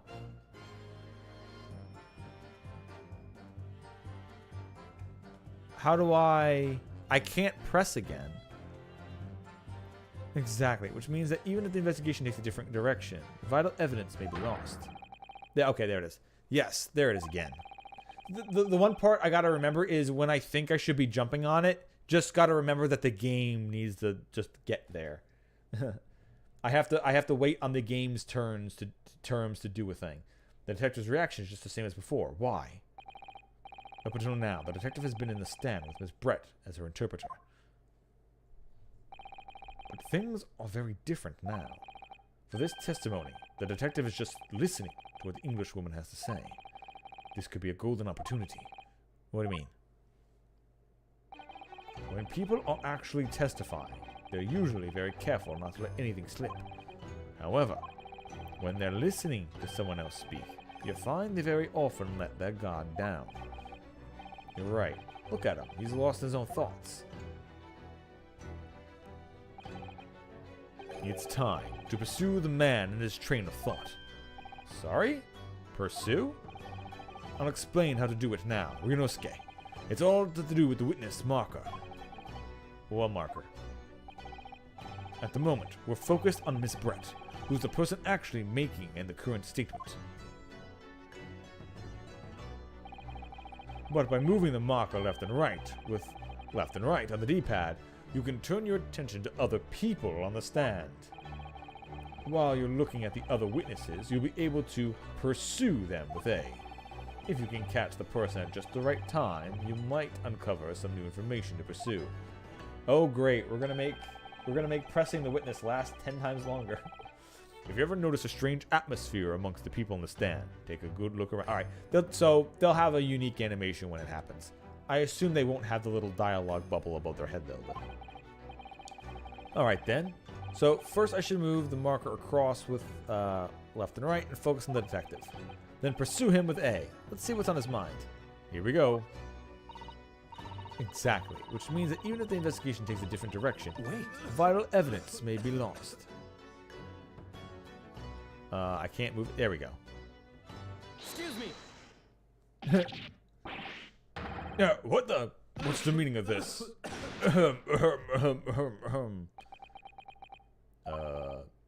I'm so sorry. I didn't mean to shock you. He really was lost in his own thoughts, deeply. It looked like you were thinking something just now, Inspector. Perhaps having heard what the lady next to you had to say. If there's something you'd like to say, please, share it with the court. Objection! What's the meaning of this? It's the delightful Englishwoman who's testifying at the moment. You can't find fault with her testimony? Then the court's examination should be over immediately. Oh, is that how it works? Absolutely not. The detective is in the stand, which makes him a valid witness. Yes! Not to mention the fact that he's intimately involved with the case. Inspector Asanaga. Yes. Do you have something to add in relation to the statement just made by Miss Brett?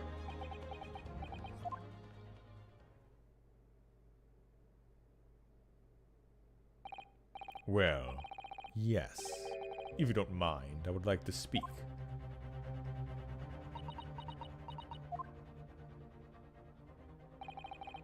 The lady is right. Our country's police practices are not as modern as those used in Great Britain. Which is why I, Satoru Hosonaga, always strive to make every investigation I'm involved in flawless. What do you really mean by that? I'll tell you what I mean. I won't have evidence lacking on my watch. I'm not afraid to take everything I can from a scene of the crime. I'm preserving evidence, you see. I don't care if they call me a crime scene thief. I'm not ashamed of what I have done. Ahem, ahem, ahem, ahem. A crime scene thief? Well, it looks like the lady's remarks touch a nerve there. Take this, for example. Is that... This is the bottle of carbonated water that I took to the victim's table on the day in question. And yes, it's lost all of its fizz, having been opened 3 days ago now. But it was carbonated water. I don't care what anyone says. Yes, there's some left in the bottle. I can see it. One day our police force will be among the best in the world. The time is coming, I guarantee it. Ahem, ahem, ahem, ahem. I can't say I condone the witness's actions, but I do understand the sentiment. The court will accept the glass bottle of water as evidence. The carbonated water bottle has been entered into the courtroom record. Miss Brett.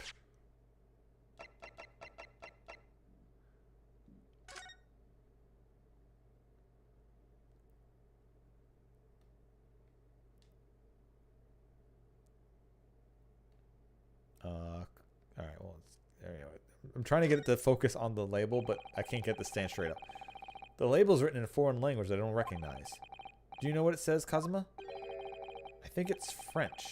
Sorry, I think it's French. This must be very expensive water. Yes, but what does it say? That's what I was asking. Then go to France and ask. You could just say that you don't know.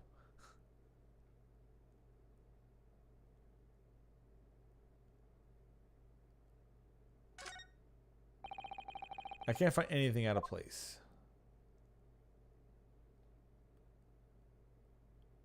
Might not be anything more for a while.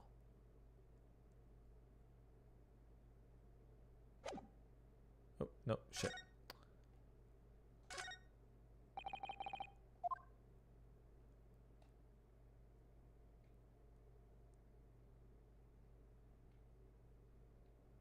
Alright, it's only the label that's showing up. Everything else is just normal. Okay.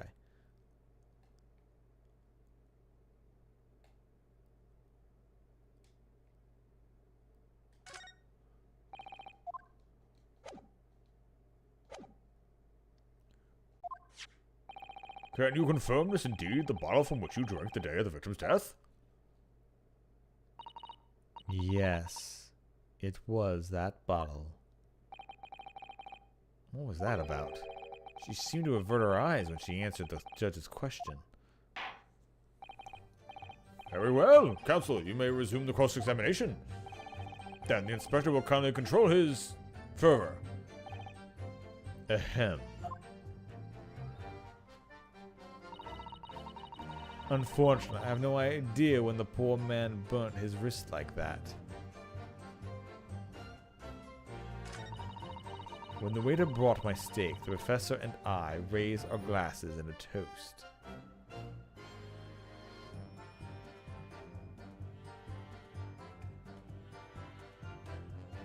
I don't know if I'm supposed to press again more and just wait for a reaction. Yes!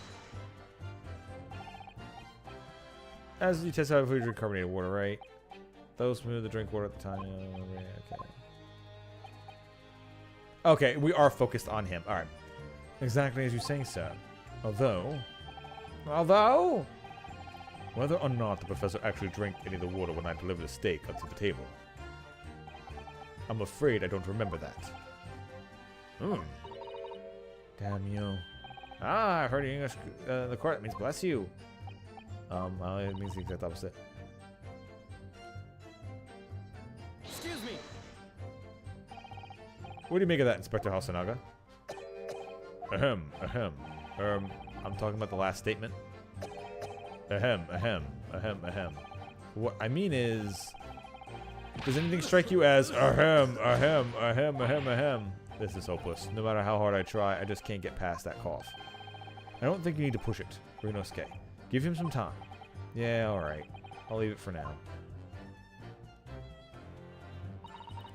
As far as I've heard, the post-mortem report showed no other possible cause of death besides the gunshot.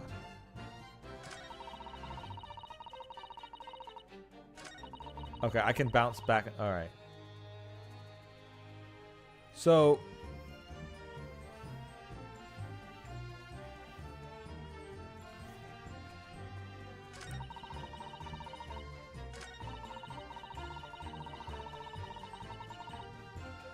So we've already done this with him in there. I don't think I'm allowed to do anything else.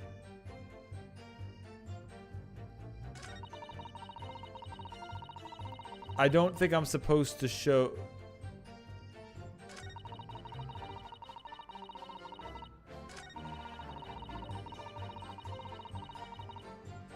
Yes!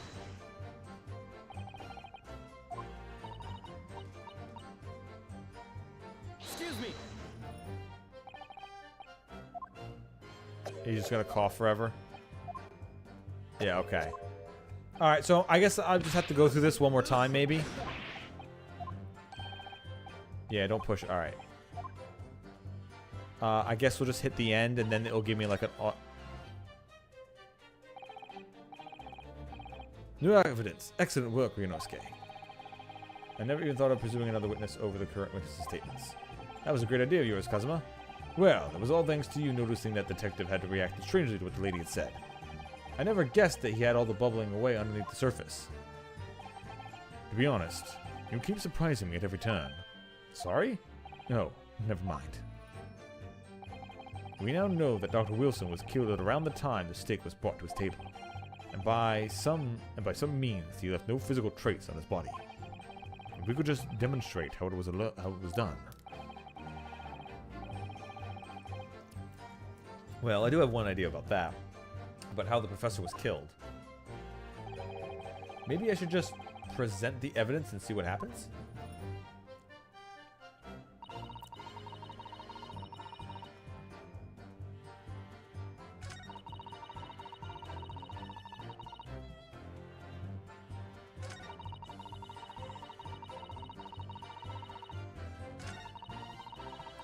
If there's some other way... Alright. I assume we just present the... Yes! Oh, what's this? A bottle of water? Actually, there is one method of killing a man without leaving a trace that comes to mind. Obviously, I'm referring to poison. Poison? On the day of his death, we know that Dr. Wilson drank from his bottle of carbonated water. Could it be that there was some poison inside? Huh?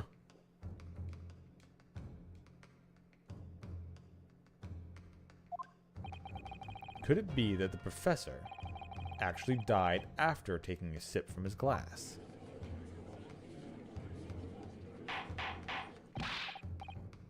Order, order, order! And on that day, who was sitting at the same table as the professor and able to slip the poison into his drink? There's only one person who could possibly have done it. Jezalil Brett, it was you. Objection! This is outrageous! There's just such a thing without a scrap of evidence! You little rookie imbecile! Have you ever considered the delicate situation our country finds itself in now?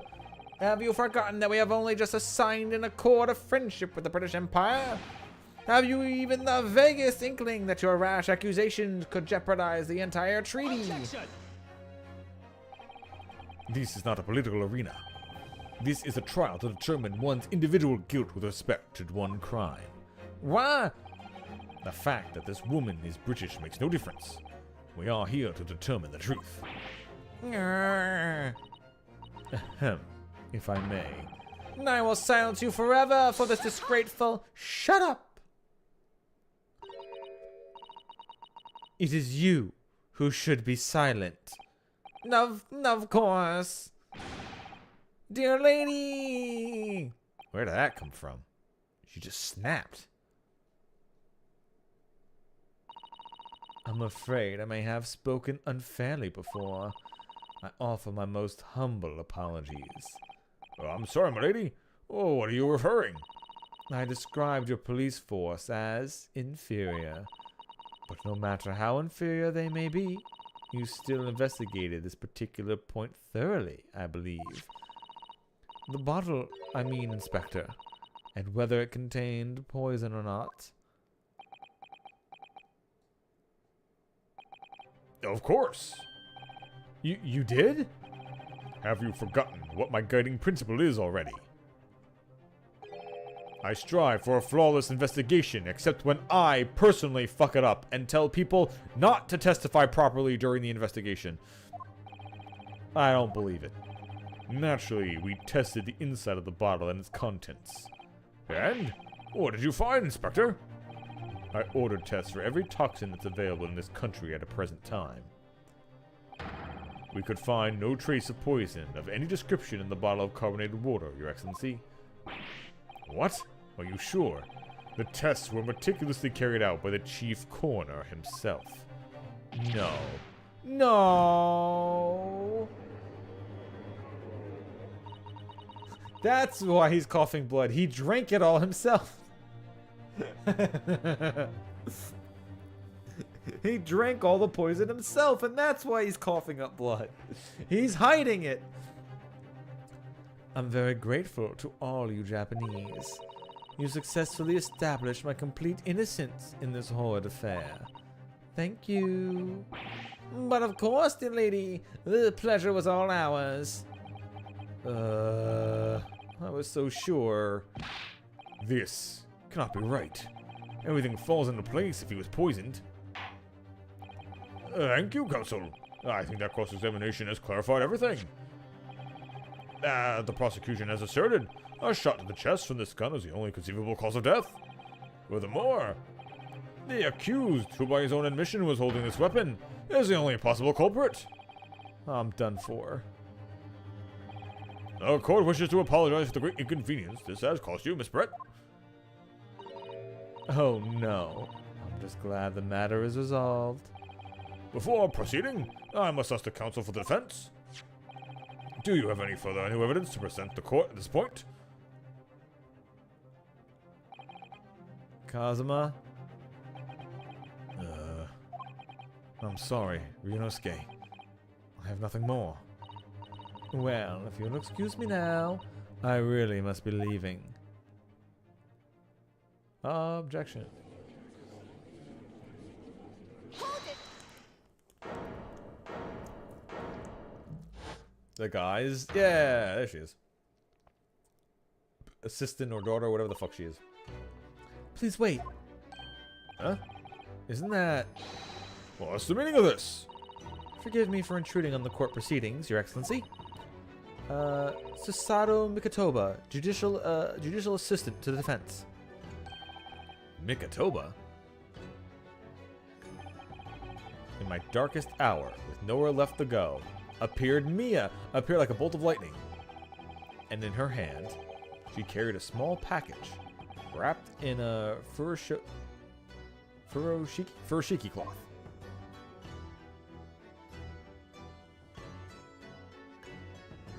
To be continued. Alright, so here's the question, chat. We're hitting the 4-hour mark. I don't know how long this next portion of the trial is going to be. If it's as long as the last one, it's going to be another 2 hours. I don't know if I can just continue this today, considering I have no idea how much longer this trial is going to go. So I'll pick this up tomorrow. I'm going to save here.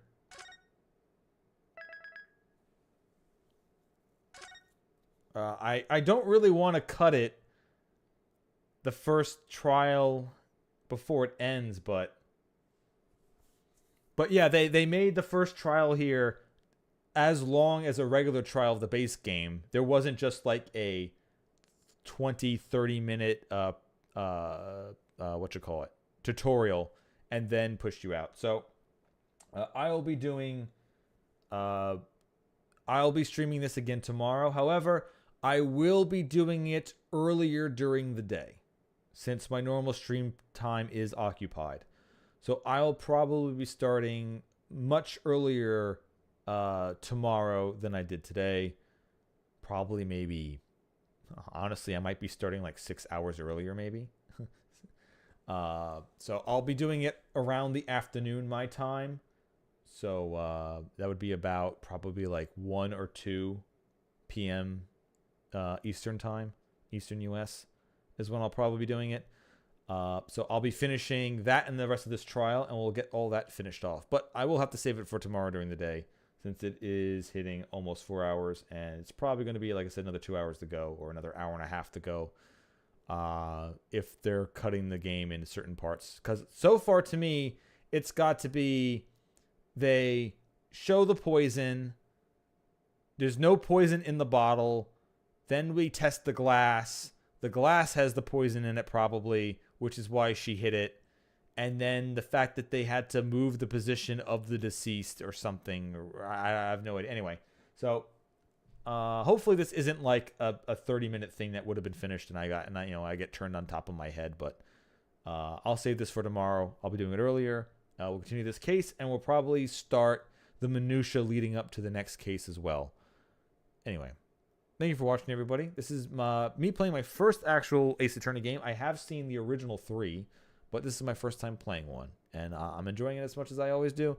And I always like doing the voices when we do these anyway. See, all those visual novels I did before this was me just practicing. Anyway. Yeah, we'll save one more time. All right. I'll be heading out now, though, everybody. So, see you all tomorrow. Once this skips one more